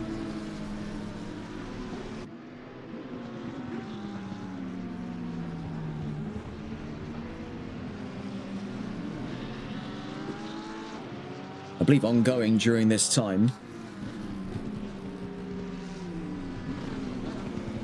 Yes, half time at the moment. So that's where we're probably going to be seeing more people in our Twitch chat during this time. For some context, if you're watching this on the later YouTube release, this was filmed during the semi-final at the 2026 World Cup. So it's currently England v Argentina. So I'm even surprised half these drivers showed up to that race. That really does come as quite the shocker to me. There was actually some conversation surrounding if they would, but race control was firm on the idea that they would keep this going. They're currently at half time in that match, 0-0 between England and Argentina. And this could get very interesting for either side of possibly English or Argentinian fans watching today.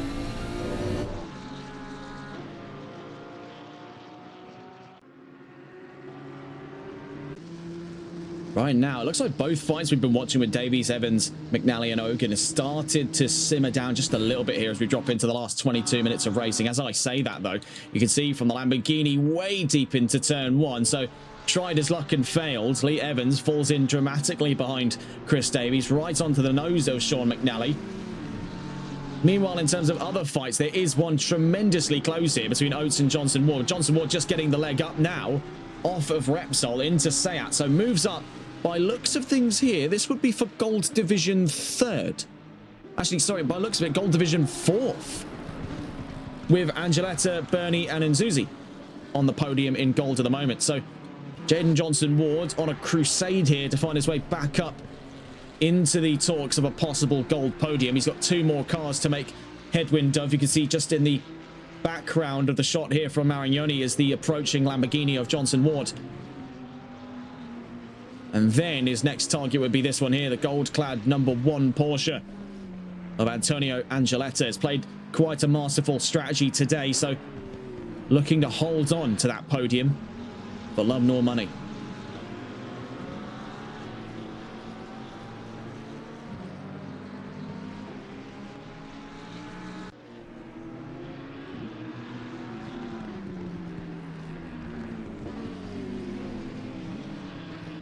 Up in front, Evans closes the gap on Davies for the fight on 10th place. Both of them rocket out through the RACC chicane. Following them is Sean McNally and Robert Ogan. This stands a dangerously close ground to becoming a 4-way split for 10th place. Concerning the podium fight in silver and Evans' own personal fight with Davies to go back up into an overall top 10. He still holds platinum 3rd. That's not changed. It's about the satisfaction of a top 10 here in what has been a trying season with Lamborghini for Lee Evans. Chris Davies has not had it any easier as well, of course. First lap of the race at Locaia, taken out by Gradian Zuzi. Has had to work his way back up into the order ever since. Currently in the top 10. As it stands with the gold drivers, though, he stands in 6th place.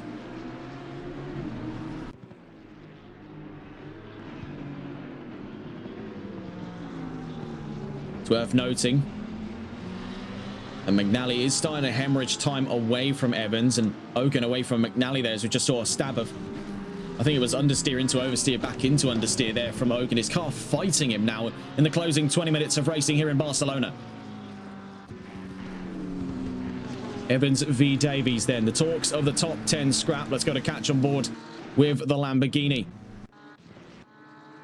I suppose we can also catch on here the man himself, Chris Davies, 2-time VSR champion. For the longest time held the record on most number of championships. Only that was later shown up by that of Carlos Dish, at the time operating under the alias of White Doctor. He went on to 2 championships himself. That's a joint record these two hold over on the VSR GT3 Championship, of which this series is a spiritual successor to. Following the merger between Orange Line Racing and VXR, the VSR, not VXR, that is a Vauxhall brand if I'm not mistaken, for their performance models. When's the last time they made a VXR? That's a good question. No idea. On the run onto the opening straight. Davies v Evans.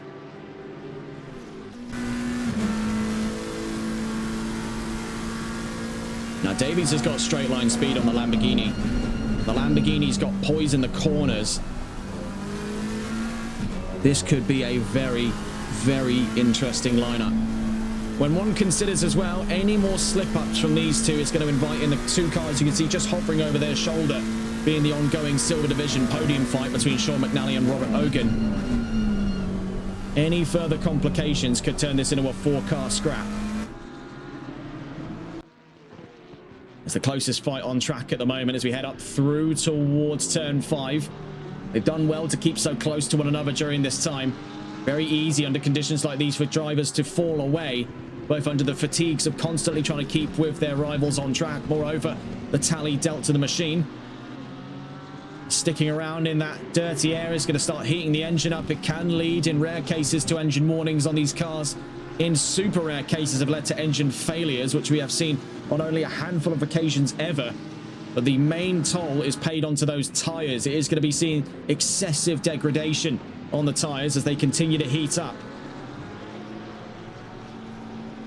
often leading to them expiring prematurely in longer races, but on a race like this, it is going to have quite a noticeable effect on their grip.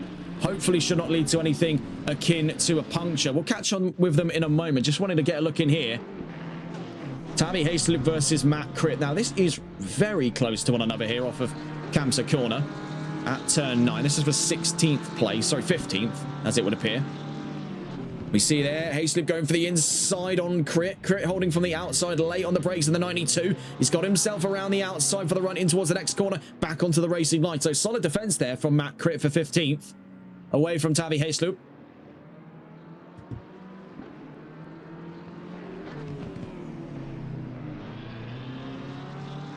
In towards the RACC chicane. They hold their nerve for the time being. Back on board with the number 4 and the number 96 as they get closer and closer to each other. Now, it's worth noting for all 4 of these drivers, whether it concerns the fight for 10th between Davies and Evans, whether it concerns the fight for a Division 3rd between McNally and Ogan, they are coming up in towards traffic here with the 870 of Andres Tijavari. And as we've seen already, lap traffic has created a few issues for drivers trying to get up and around. Just ask that of Mattia Maragnoni earlier this race in his efforts to get around the 870. He later got turned around. He got a little too enthusiastic there down at the Kaiha.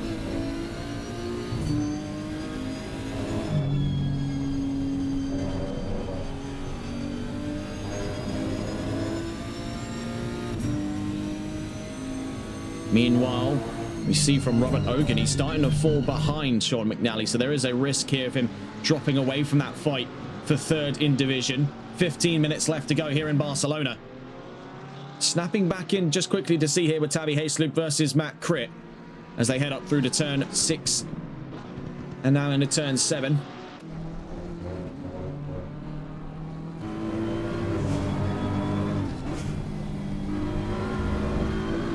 See there, Hayesloop getting a bit handsy with the curves, takes a chunk of gravel with him off the exit of Kamsa. That's going to drop him away from Matt Critt, unless he's able to reel something in under the brakes and towards Lakaiha here at turn 10. We see running wide there was Matt Critt, but not enough to give Hayesloop the in for turn 11. Now into turn 12, drops away further. Wider run from the 92. These two continue to fight each other on the run up through towards Eurocar. It's contact there between Matt Critt and Tavi Hayesloop. In towards the RACC chicane. Hayesloop keeps going, but Matt Critt's in the wall. Yellow flags out at the moment. It looks like Hayesloop's made no effort to try and even float the idea of giving that position back, even though the collision there was arguably on his fault.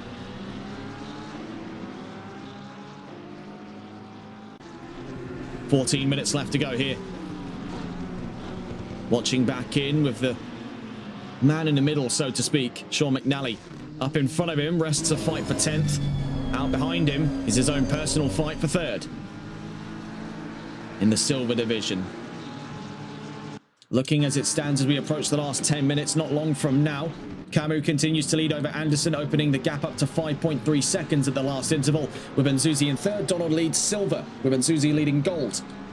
Mr. Burney rounds out the top 5. Angeletta in 6th, Maragnoni 7th, Johnston Ward in 8th, Oates in 9th, Davies in 10th, and Evans in 11th. McNally currently in 12th. We've been watching his fight with Robert Ogan, who runs wide there on the run from Eurocar into the RACC chicane. Ben Dexter in 14th, Tavi Hayesloop in 15th, now ahead of Matt Critt in 16th, Andres Tijavari in 17th. Looking to go and catch on board if we can here with the Lamborghini of Lee Evans, who is storming up to the back end now on Chris Davies' McLaren. He's looking to run for the inside in towards turn 1. Goes as late as he possibly can on the brakes there, but the McLaren holds him off. Davies, with tremendous experience in GT3, knew exactly what the limit looked like for his McLaren. Using that, holding that up over Evans and McNally's heads here to hold on to that position to keep the grasp on 10th place.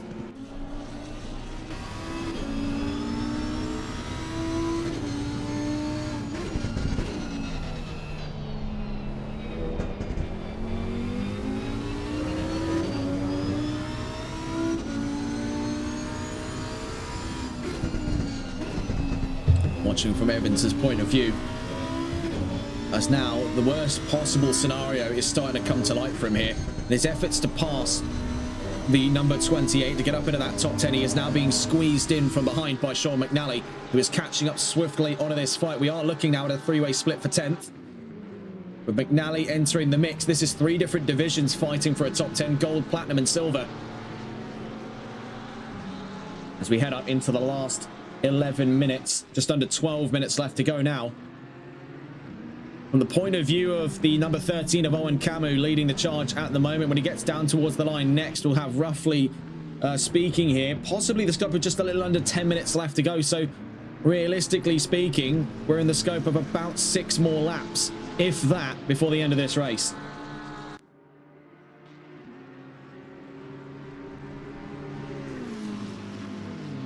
Now with Evans, second time around on this recent spur for the run of 10th place. Now gets it just before the brakes and towards turn 1. We see Chris Davies was shaping up for a possible switchback on him, but it was too late to call from the number 28. Through goes the 44 up to the top 10. Now holding position away from the 28. Lee Evans inside the top 10 is one step closer to fighting positions north. Looking around the field then at some of the other possible fights here. Mr. Bernie v Antonio Angeletta is one on current progress, but not quite yet in full swing. 1.9 seconds is the current tally between these two, and an overall 5th. Up in front of them there, you can see is Leroy Donald leading the silver division from 4th overall on track. A slip up from either party out in front of Angeletta could swiftly invite in the opportunity. Hang on just a moment, there has looked to have been, by the looks of it here, some side-by-side action. It's Jaden Johnson-Ward and Mattia Maragnoni. Johnson-Ward on the inside towards Eurocar. Maragnoni to the outside. He's going to try and squeeze the Lamborghini in towards the RACC chicane. Maragnoni's got the inside. Johnson forced in behind. Maragnoni using the size of the Mustang to his advantage there to stave off an advance from the 363. Great move then by Mattia Maragnoni. Started at turn 11, finished at turn 16.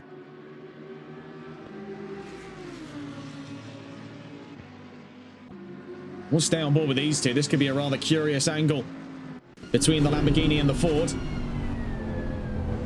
You can see the scars of today's race bearing on the rear wing of Mattia Maragnoni's number 39 Mustang in Division 2nd, otherwise 7th overall. As he tries to stave off a return to that 7th place spot for Jaden Johnson-Ward.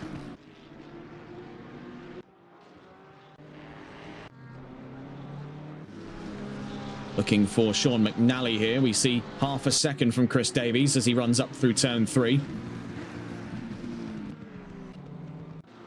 In terms of fighting, though, we are starting to see things simmer down just ever so slightly. Watching from Chris Davies' point of view. Number 28 holding off the number 4. The 44 having recently got up past him. That was Lee Evans with Lamborghini. Back on here to the second part of this fight for 7th. We saw the exchange that brought Maragnoni up to 7th. Jaden Johnson-Ward's not quite finished yet with the Mustang. Chasing him up through at turn 10 at Lakaiha. On the uphill from turn 11 to turn 12. We'll stay on board with the 363 as we run up towards the RACC chicane. Eurocar next at turn 13.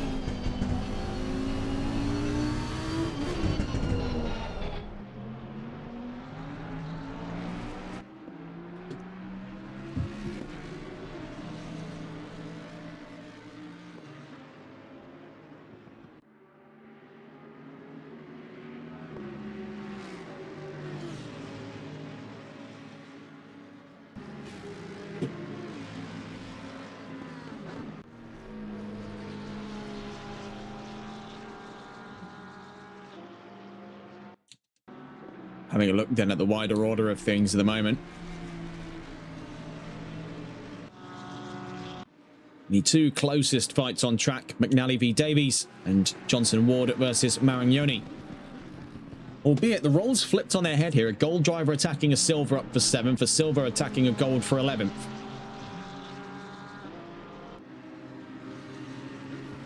For Owen Camu, about to get onto another flyer here.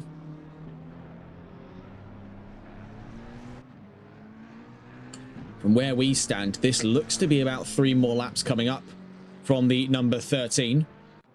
before the end of today's race. We'll catch on with Owen Camus down towards the line not long from now.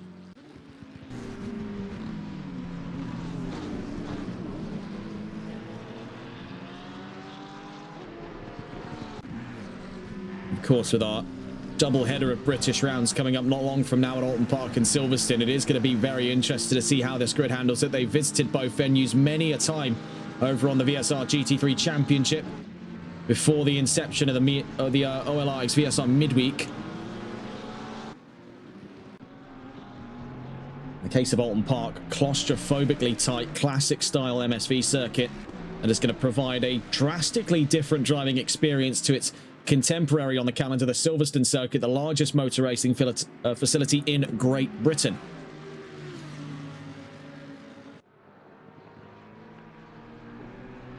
Watching here, another fight on the rise. We did note that the gap was closing between the two. Angeletta v Bernie, I believe in the last observation, showed about 1.9 seconds. Now 0.7. That has risen back up to 1.4 though.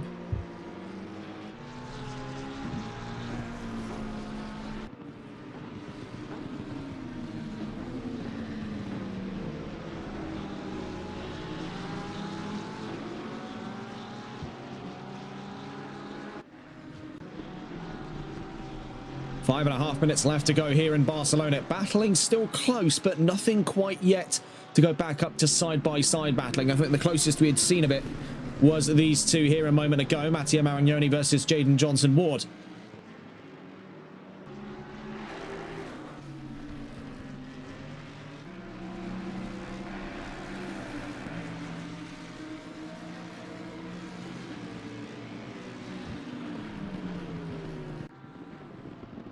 Down through to Lakaiha we go.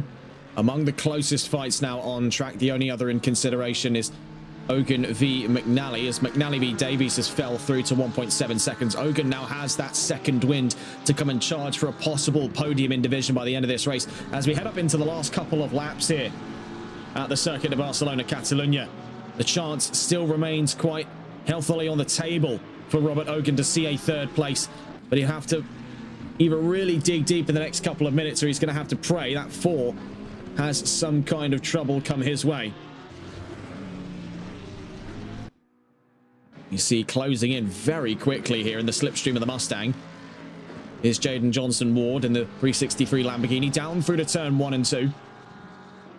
It's in these corners here he's really able to reel in the Mustang now, leveraging that center of rotation. It's that first sector where he is able to make up quite a solid heap of time on Marignoni, but once we get out past Renault corner, he's able to put the hammer down. The Mustang can be quite a difficult thing to follow. Up through Repsol, in towards the run of Seat corner at turn 5, as we begin the dip downhill here. Gravity now to the aid of the Mustang. Heading up through turn 6, now to turn 7, so we begin the run back uphill. That is something we didn't speak much about over the course of this event, is the verticality of the circuit of Barcelona Catalunya. There is a lot of incline and decline through that first 2 sectors. Now off the exit of turn 9, making our way along the back straight towards the run of Lakaiha at turn 10. A little too far away, I'd imagine, to go for a lunge at turn 10. That doesn't stop Johnson-Ward from going very late on the brakes to close more of that distance down. He knows now his time on track is running out. He's got to start making moves soon, otherwise he's just going to have to sit there and hold on to 8th place. Meanwhile, out front, we are starting to see the brewings of a fight for Bernie and Angeletta. This is for Division 2nd, I should say, for the Gold drivers. These two already on that podium, and it seems their ambitions have shifted in the last couple of minutes. We are, by looks of things at the moment, on the penultimate lap of racing from Owen Camus, the leading number 13 in the Platinums. Following him in second is Declan Anderson, then the first of the Golds, Grady and Zuzi, then the first of the Silvers with Leroy Donald, and no bronze driver will finish this race for the first time this season. In fact, I believe that could be the first time ever we have seen from both this and the VSR GT3 Championship. Closest fights right now. Oates v Evans as a curious development here. Oates now having fallen in between these two. then Johnson Ward v Marignoni, then Angeletta v Bernie. From the point of view of Owen Camus, I mean, there's actually the possibility here, depending on how quickly he can get a shuffle on towards that checkered line, that we could be seeing one more lap after this one. Down to the line we go. And across there, 1:47 left to go in this race. And when one considers the last lap there from Owen Camus was coming up in the ballpark of, if we can go catch on board here, was a 1:46. All he'd have to do, really, is pump the brakes just an ever slight amount. And then we'd have the race end on this lap. But this comes down to the discretion of the leader. If he's fast enough over this lap, we could even be seeing one more after this. But it is going to be right down to the wire for Owen Camus. We'll see it down to the line. Will it be the last lap at the moment? It looks very likely to be the case. We'll see on board with him not too long from now. So that does raise the stakes for all of these fights right now, as we see Bernie and Angeletta are catching Leroy Donald up in 4th place overall. Meanwhile, out back here, we see a new three-way split between Ian Oates, Chris Davies, and Lee Evans. Now, this plays quite heavy dividends for Chris Davies. Not only does it put him back in the chances to see a top 10 by the end of this race, that is a gold driver in front of him, Ian Oates. So that could see him up an extra position at this time. Behind them, we see the reignition of that rivalry for the Division 3rd between McNally and Ogan in silver. So this has all suddenly kicked back off onto what could very well be our last lap here in round 4. We'll come to see it, though, in due time. Going to catch on board with Owen Camus. 30 seconds to the line here. This could be the chance for us to see his first ever win this season. Breaking what is a hat-trick of victories before him in the Platinum Division by Fate Galaxy.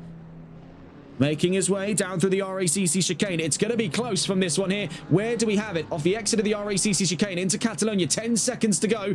Will we be seeing one more lap? Could we be seeing the end of round 4? Down to the line. We must point out the timers are a little bit short there. Across the line we go. And we have just, I must say, gone on to the final lap. I was about to pull that timer away. That couldn't have been by anything more than half a second. Oh my word. That race isn't done for him. I hope he knows that. Don't start celebrating too soon. I am absolutely baffled. We were getting ready to pull that timer away and go on to the checkered flag procedure there. We had our finger on the button. And I have never seen the margin to that been decided so quick, well, so thinly, I should say. So for all of these drivers, they still have one more go. That has definitely put a bit more of a spark in some.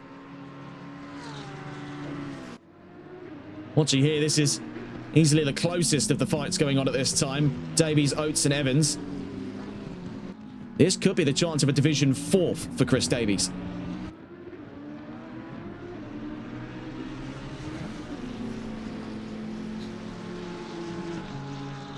They head on in towards that final lap. We'll be going to catch on board in a moment's time once again with Owen Camus, the number 13, who decided the start of this final lap by, and it had to have been less than half a second there.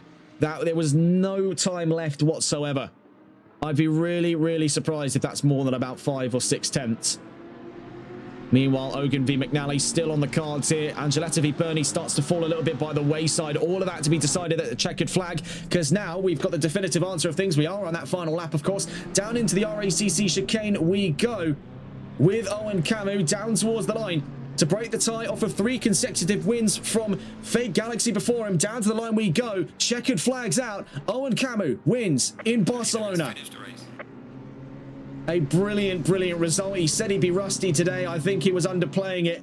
Owen Camus win on debut to platinum in the OLR x VSR Midweek Championship. And as right alongside that, England have just scored in the England-Argentina match. That's going to age like milk if we lose. But Owen Camus brings joy to this grid today. The number 13 wins on debut to platinum. Seeing to the line, Grady and Zuzi wins in gold. Leroy Donald wins in silver. Rounding out the last of our division wins there. Down to the line, we see Angeletta gives the second place spot over to Mr. Bernie. A very surprising turn of events there, but solid sportsmanship from Angeletta. Down to the line. As it stands there, Jaden Johnson Ward has it by 231 thousandths over Matteo Marignoni. Johnson Ward to 4th. Evans looks at a division 3rd in platinum. Behind him, Ian Oates and Chris Davies down to the line. Rounding out the silver podium will be Sean McNally. Behind him, Robert Ogan, then Ben Dexter. And then looking here with the number 33. The new driver on the block for today has been Tavi Heesloop, and it has been a rough day for him, but hopefully we'll see him more into the second half of the championship. What a result it's been, though, today for Owen Camu on debut to the OLR VSR Midweek Championship. A new platinum winner. Declan Anderson sees second place. Gradian Zuzi sees the gold win. Leroy Donald celebrates a win in silver. There is no bronze winner for today, and that is quite a surprising takeaway from all of it.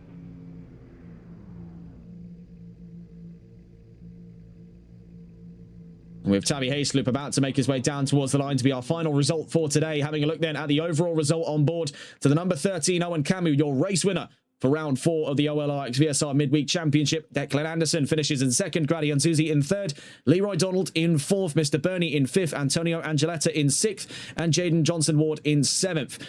In 8th place, Mattia Maragnoni. 9th place for Lee Evans. Ian Oates rounds out the top 10. Chris Davies in 11th. Sean McNally in 12th. Robert Ogan in 13th. Ben Dexter in 14th. Tavi Heesloop in 15th, with Matt Critt in 16th. Andres Tijavari rounds out the 17 remaining positions. Multiple DNFs over the course of today's event, as we saw there from Peter Mikulas, Ryan Castle, Lewis Perslow, and Callum Gray. Your division winners, only 3 of the 4 categories finished today's race, so only 3 division winners. In the platinum category, Owen Camu. In the gold category, until further notice, is Gradian Zuzi. And in the silver category is Leroy Donald. That's all from us here today here on TRTN, looking at the road ahead for where we'll be next with this championship. We head on in towards Alton Park on July 22nd for round 5, entering the second half of the season here on the OLR VSR Midweek Championship. Later on this weekend, though, coming up is a multitude of events. One still currently being arranged with VPR for coverage of NLS2. That's still on the cards at the moment until further notice. Otherwise, you'll be seeing, and this is currently locked in, 2 p.m. BST on Saturday will be the final round of the HCCL Ginetta Summer Challenge live from Silverstone. At 7 p.m. the same day on Saturday, we'll be seeing the next round of the Continental Racing League. And then 6:30 p.m. BST this Sunday, Season 6, Round 9 of the NLRL Sunday League powered by TRTN. We head to the penultimate round at the Red Bull Ring. That's all from us here today. Have a wonderful rest of your evening. Take care and good night.